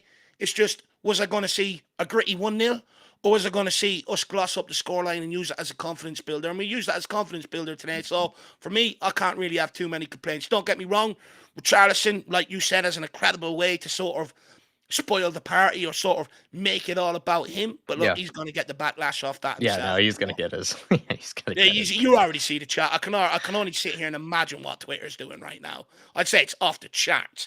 Yeah, I completely agree with you, Dave. I'm gonna try to forget about it. Like I said, I wish I just had. Let's spoil your mood, Jack. I wish I had my Sour Patch Kids or my my beer. Don't take it out on make the brother. Me forget about it, because then I quickly.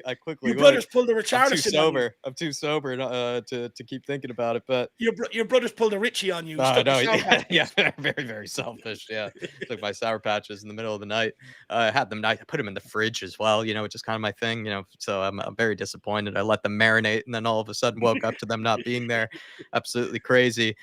Really appreciate you guys being here with us. An unbelievable win and kind of everything that we needed, really. It was a performance where from the get-go, it looked like it was a team that was very beatable. I think it was a team that can give us some confidence, that when you play it forwards, like they were wide open, this Copenhagen team. It felt like they were there for the taking. Just almost like Spurs were kind of easing off a little bit in the first half, where when they did show that bravery to attack them, they were able to carve them open. But it was like maybe they were just so in the mindset of previous games of just not doing that, not being brave enough, not being courageous enough to try to unlock a team, to try to make things happen in the final third.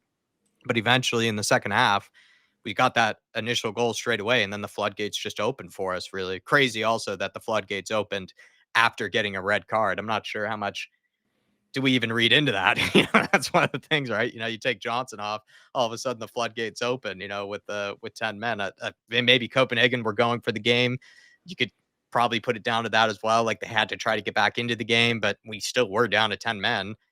Putting on Paulinho almost made us look more attacking, actually, even though we thought that it was going to make us sort of hold back or potentially play within ourselves. We actually were breaking away even more in the game. So Spurs just look better and better and better. Maybe that's the way I look at it, Dave. Almost every 10 minutes that pass, actually, Spurs probably look better in this game and grew in confidence, maybe is a way to look at it. So 4-0, you really do take it. And I think you jump for joy with it. And hopefully it just carries on to this Man United game, because Man United are a good team to play against before the international break. We know we're cursing the international break. We did break that curse with Leeds United, but playing against Man United, if we pick up a win there, I think you start to gather confidence again. Yeah.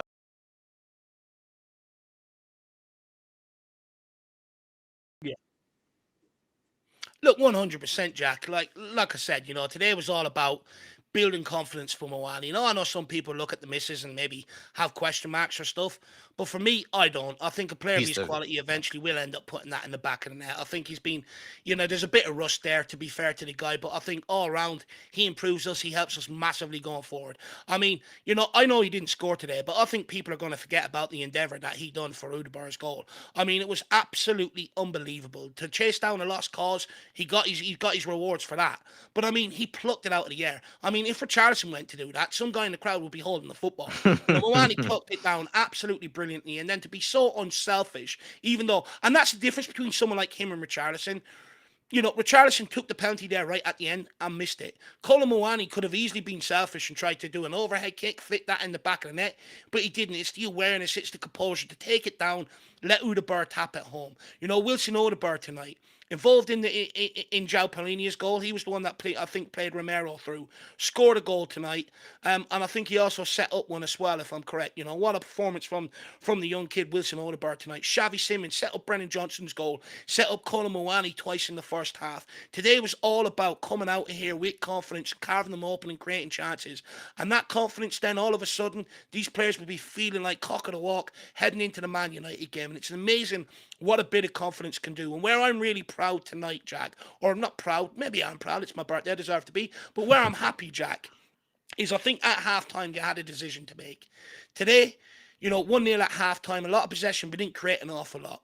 You got a decision make. Do you sort of play the second half cagey in the way you played it in the first half, or do you take the handbrake off, go at them, put them to the sword, knowing that they were as shit as they were, and gloss up the scoreline and quell a lot of the noise and a lot of the questions around Thomas Frank, some of the players and stuff like that? And I think as a collective, they've absolutely done that tonight. They've achieved that objective. Now all of a sudden, we're going into that Man United game. Who's going to score goals rather than where the next goal is going to come from? So I think all in all, job done tonight. It was all about confidence building. It was all about putting on a show, putting on a bit of performance, and quelling a lot of the noise down around Tottenham Hotspur right now. And they've exactly achieved that tonight. And look, let's be honest, Jack, it could have been 7 or 8 tonight. Moani missed, 3 really good chances. Richarlison missed 3 really good chances, the penalty and the 2 headers. There could have been a lot more. Johnson fluffed his line. Sarr missed one very early on. It could have really been 7, 8, 9 or 10 tonight. So I think, the good thing is Xavi Simons growing in confidence, lovely through balls.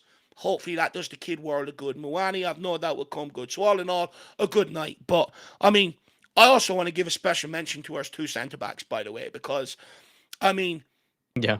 you look at how difficult Richarlison makes finishing.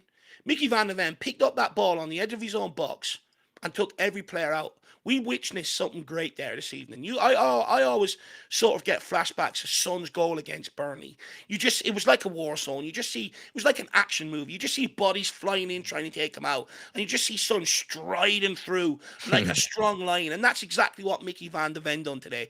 But he's a real handful. You go back to Man United last season or the season before, when this guy gets moving, you can't take him out because he's a 6'4".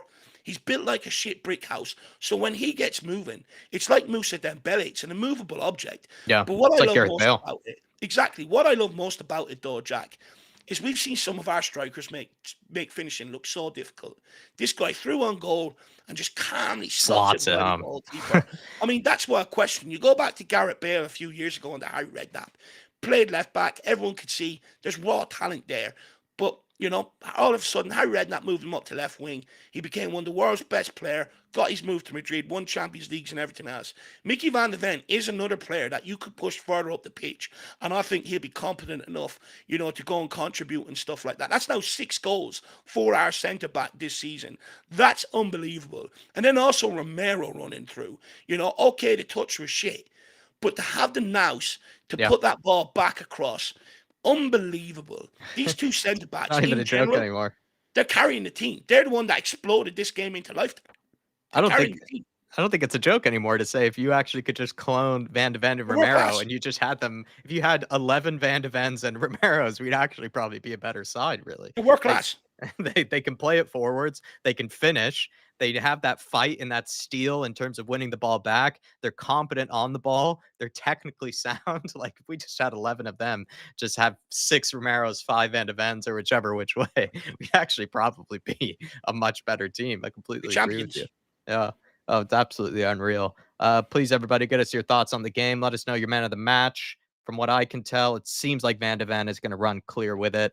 It is probably the greatest goal that we've seen in a long time at Spurs. It is up there with being better than Dave. Do we go that far? Is it better than Sonny's versus Burnley? It's the exact same goal, literally. It's almost the exact Yeah. same goal. It's hard to know which one is better, though. I guess Where I say it's a maybe little what's bit the better. point of comparing?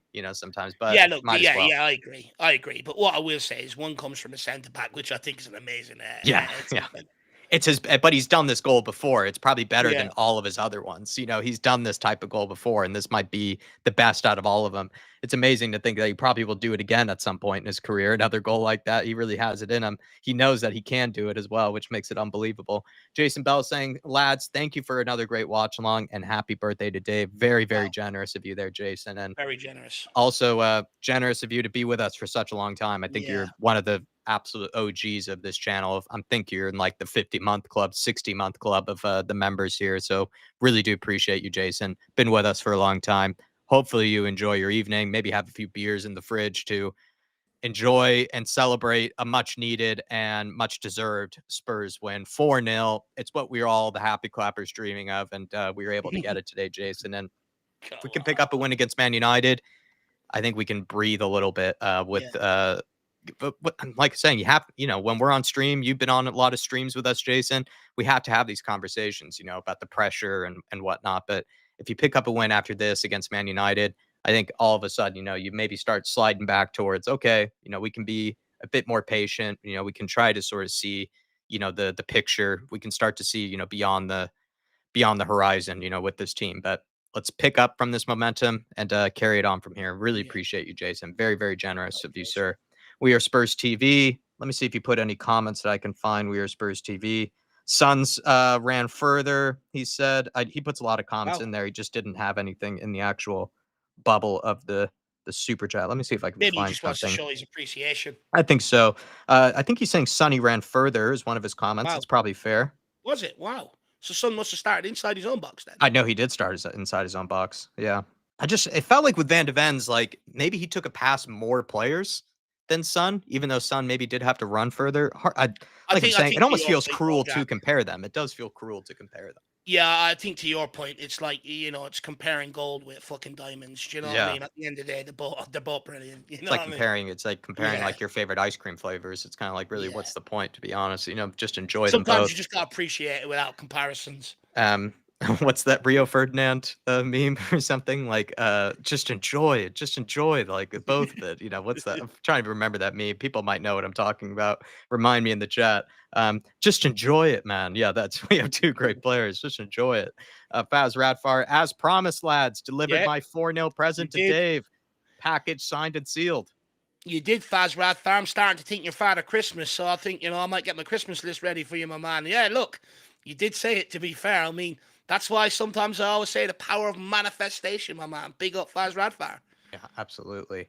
And then Shawnee Maddox saying, important thing is to build off of this performance Yeah, in the next few games. Happy birthday, Dave. I think like I'm North Shawnee. London Derby, you want to see a good performance there. Arsenal are an unbelievable team. They are proving to be practically unbeatable, really, this season. But I think if we win against Man United, Sean, I wonder if even fans who might still be skeptical of Frank, which is totally understandable, I think you would, in a way, give him more time then, because then you can feel like, okay, like he got a much needed win against the Copenhagen side. We did show attacking endeavor. We grew into the game. We were defensively sound for the most part as well. And then if you beat a team like Man United, who are also kind of in a weird iffy stage where it's hard to really understand how good they actually are. Sometimes they look good, other times they don't. I think that can be a big encouragement. I was going to say, like, I don't think it's the case now, but if we ended up losing this game, I wonder if it was going to be another. This is super dramatic and stupid to say, but I wonder if it was going to be another El Sacico type of thing between Ruben Amorim and Thomas Frank. But I would say they're both teams, Dave, Man United and Spurs, that are hard to fully understand maybe yet, like whether they are a good enough side, whether they are formidable or not. Granted, Ruben Amorim's had a lot more time at the wheel than Thomas Frank has, but picking up a win against that Man United team could really bring the fan base back on side again, I'd say. I think 100%, Jack, because I think if we don't beat Man United, all of a sudden you're sliding down the table this week. I think we Yeah. got away with it in weeks gone by because of the work we done earlier on in the season, and some of the big teams have been a bit slower to get going. But now they're in and amongst us, if not above us. So the pressure is sort of on that you don't want to be cut adrift too early. So I think that Man United takes great importance. And also, it's one of them games, it sort of sets you back up coming off the international break, right? To sort of really kick in and hunker down for the rest of your November, December sort of period and sort of kick on. So, a win would do us the world of good, Jack, and sort of keeping us in top four touching distance, which then you would hope then that would be the sort of thing laid down that the players go and seize the opportunity. Nights like tonight is why you want to finish inside top four. Yeah, absolutely right. Really appreciate the support, Shawnee, and I think we definitely agree with you. I think that is the big takeaway: is that you build from this game, build from this performance, pick up a win against Man United, and I think you can really start to gather some momentum as well as Yeah. just confidence from the fan base, confidence from the players. Everybody would be in a good mood after that. King Hoddle saying Van de Ven, simply what a player. Completely agree. Ryan saying massive healing now between the supporters and the players after tonight. Would definitely agree. And like I said, pick up a win against Man United, certainly get everybody back on side. Liverpool beating Real Madrid, Bayern beat PSG. Looking forward to the highlights of those. Wow. Lots of good comments, says Echo Man. The chat's absolutely blowing up. Love to see it. Spot on, Dave, says DB. Big ups. Outeres Fasari, have a good one, Dave. Jack in the chat. Really appreciate you, man. Q7 saying we won playing progressive football. Johnson got sent off. Richie showed no class and missed. A very good night for me. Bad, I know, but I don't really care. Come on, you Spurs. Love that. Where's the bucket hat? Says we are Spurs TV. I think Dave's reserving it maybe for a Man United win. Yeah. Look, coming out with the bucket hat against Copenhagen, I'll be memed absolutely everywhere. Man United, it's the big games where you pull it out because all of a sudden rival fans tune in, people who hate me tune in, and it winds them up. Yeah. So you got to save it for the big ones. Jason Bell, I think Van de Ven did it faster, but Sonny beat more defenders. Definitely. Wow. You'd imagine if the Spurs social media team, if they were smart, they would compare, like, do the two videos at the same time. And then that way we could properly analyze. But the moment that I even dared to try to compare them, I was like, what am I doing? Jason Bell, I'm like, what's the point? They're both Puskas goals. I think that absolutely has to be up there as a Puskas contender from Van de Ven. Have a great rest of the day, everybody, says Daniel Larson, absolute legend. Wow, we needed that so badly, says K32. That's the Spurs we love. Happy birthday, Dave. Big up to you, K. Hopefully you're doing okay. Really appreciate your support. And then Aussie, Coys. Let's see if he left a comment. Really appreciate your support, my man. Just looking for, if anything you put in there. If it's just support, really do appreciate it, man. Really do. Patrick McCory saying Sava Raid. Good to have you. Thank you for being with us. Appreciate that. Archer saying, I think Simmons' performance gave the rest of the team confidence to go and make the game more comfortable. I mean, I do think Simmons should take a lot of confidence from this game.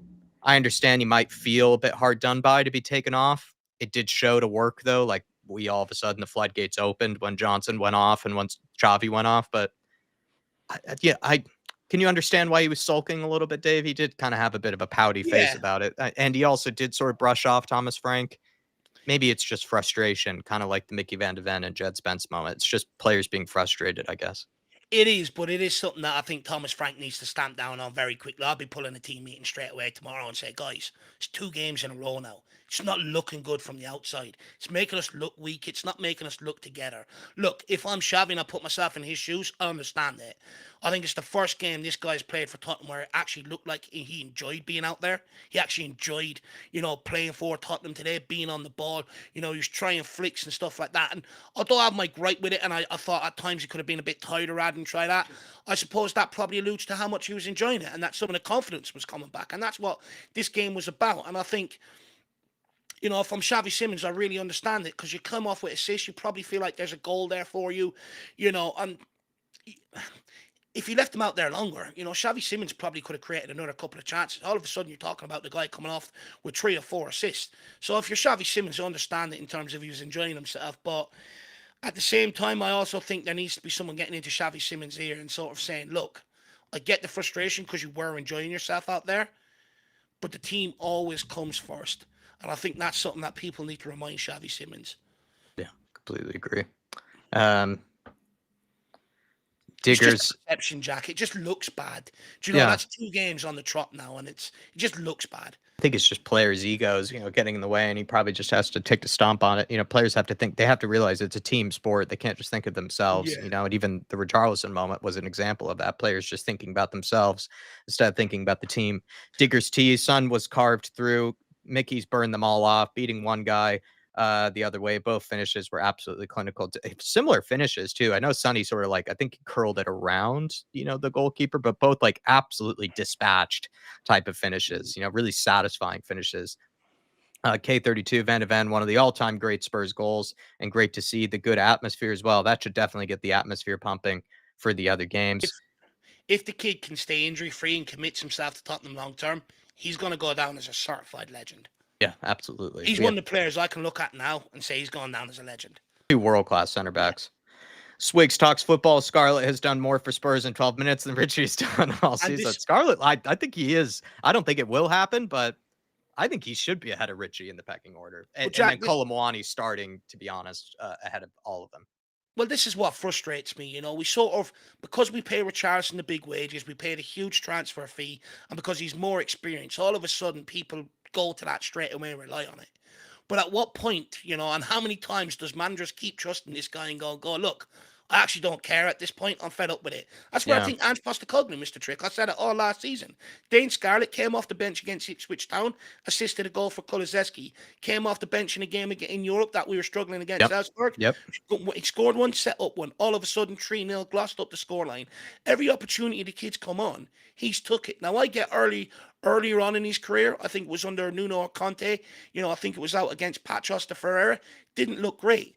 But he was only a young kid. For any time he's come off recently, he has made an impact. And that's why I keep saying, at what point do you give the kid an opportunity? I think it's also when the standards are so low at the minute. Like with Richie, we're just asking for a good first touch, good decision making, just being able to hold up the ball. Scarlett was doing all of that, really. He was showing more of this. We're not comparing top level players. We're just asking for simple basics, and Scarlett was showing more in that 12-minute span than Richie did. And also, maybe just to add to Dave, they both came on with no pressure at all. What was it, already 3-0 up by the time they both came on, 2 or 4-0 up? Scarlett showed more when Richie came on pretty much around the same time, too. Yeah, look, for me, what annoys me is, we go back and look at the way that penalty was won. First of all, that ball that was played over the top, Richarlison wouldn't have the nous to be able to put that touch over the defender, then also take it down, then flick the ball around the defender using a trick, then also making him take you out in the penalty box. Richarlison just has none of that ability whatsoever. I mean, for God's sake, he got on the ball at one stage, ran at the guy, and the guy just literally put his foot out, put it out for a throw. You've been looking at Mwani all game, getting on the ball, driving at players, running at them, making it look easy. Dane Scarlett comes off the bench, makes that look easy. Richarlison has made it look so fucking difficult. And at what point do you go, do you know what? Dane Scarlett's improving. Let's give him an opportunity. And I'm not sitting here saying, start him. No. But if you're struggling for goals, if you need a player to come off the bench, give the kid more opportunities. This is inherent at Tottenham. This is what I keep saying. Sometimes we keep blowing big money on players that just don't deliver. Mikey Moore's been shipped out on loan. Now, I'm not being funny, but the minutes he had last season, he created opportunities. He created goals. He goes out on loan. And for large parts of this season, we've had a massive problem out left wing. No one creating absolutely F all. Jamie Donnelly, for years we've been crying out for a number 10. At what point do you give the kid the opportunity? And this is what I keep saying with Tottenham Hotspur. We will spend money left, right and centre and give every one of them so many opportunities. Some of them more opportunities than what their performances and their fucking attitude actually deserves. But yet, when it comes to the academy kids, we farm them out on loan. And we don't even care where we're farming them out on loan. And for me, that attitude has to change. I think we had a good chat pre-match build-up about, You see players showing frustration. Thomas Frank over the last 2 games. Xavi Simons coming off today. If you've got a good leadership group, that doesn't happen. That just does not happen. And at some Yeah. point, we also have to keep registering a squad for the Champions League less than everybody else because we don't have the homegrown players. So at what point do you start bringing your own through? Yeah. And at the end of the day, Dane Scarlett has justified more minutes. If he doesn't get minutes off the bench against Man United and Richarlison does, then I don't know what more the kid has to do. Yeah, I agree. Patty Harnett, happy birthday, big buddy. Hope you had a great day and up the effing Spurs. Big up to you, Patty. Absolute legend, Patty Harnett. Just taking some final comments as we get Dave out of here on his birthday. I want him to at least enjoy some of the rest of the evening that he has left, even though I think he is going to be enjoying it tomorrow. Smart man, letting Spurs sort of be part of his birthday. And then tomorrow he can just sort of relax and not have to think about them. The thing is, Jack, if anyone planned anything for me this evening, I would have just been on my phone in the watch-along and watching the game anyway. So I may as well just do the game today and then, enjoy time away from it tomorrow.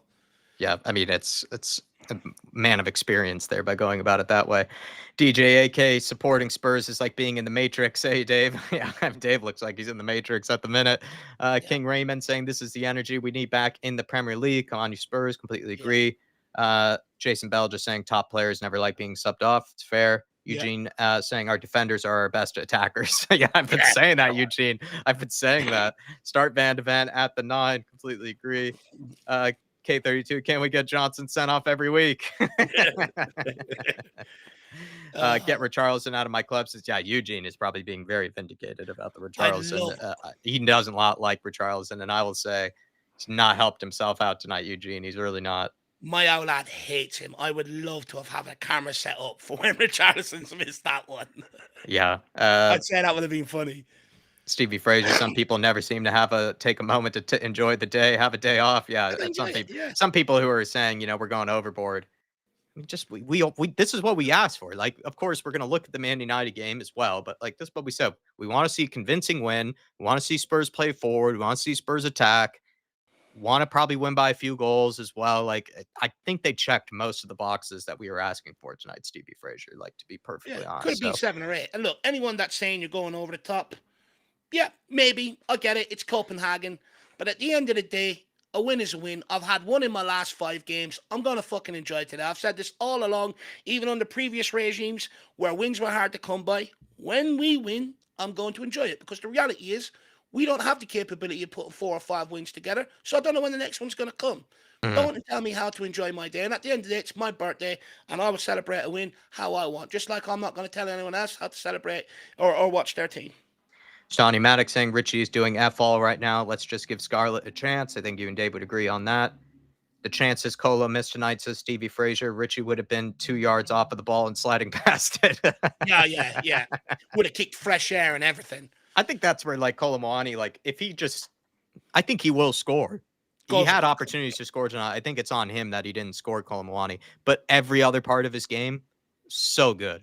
Every other part of his game was just so good. Works hard off of the ball, was able to bring the ball down when put under pressure, really technical as well compared to the other guys we have to offer as well. Like, I think Kolo Muani just did everything right tonight other than maybe put away the opportunities. But there was one moment, Jack.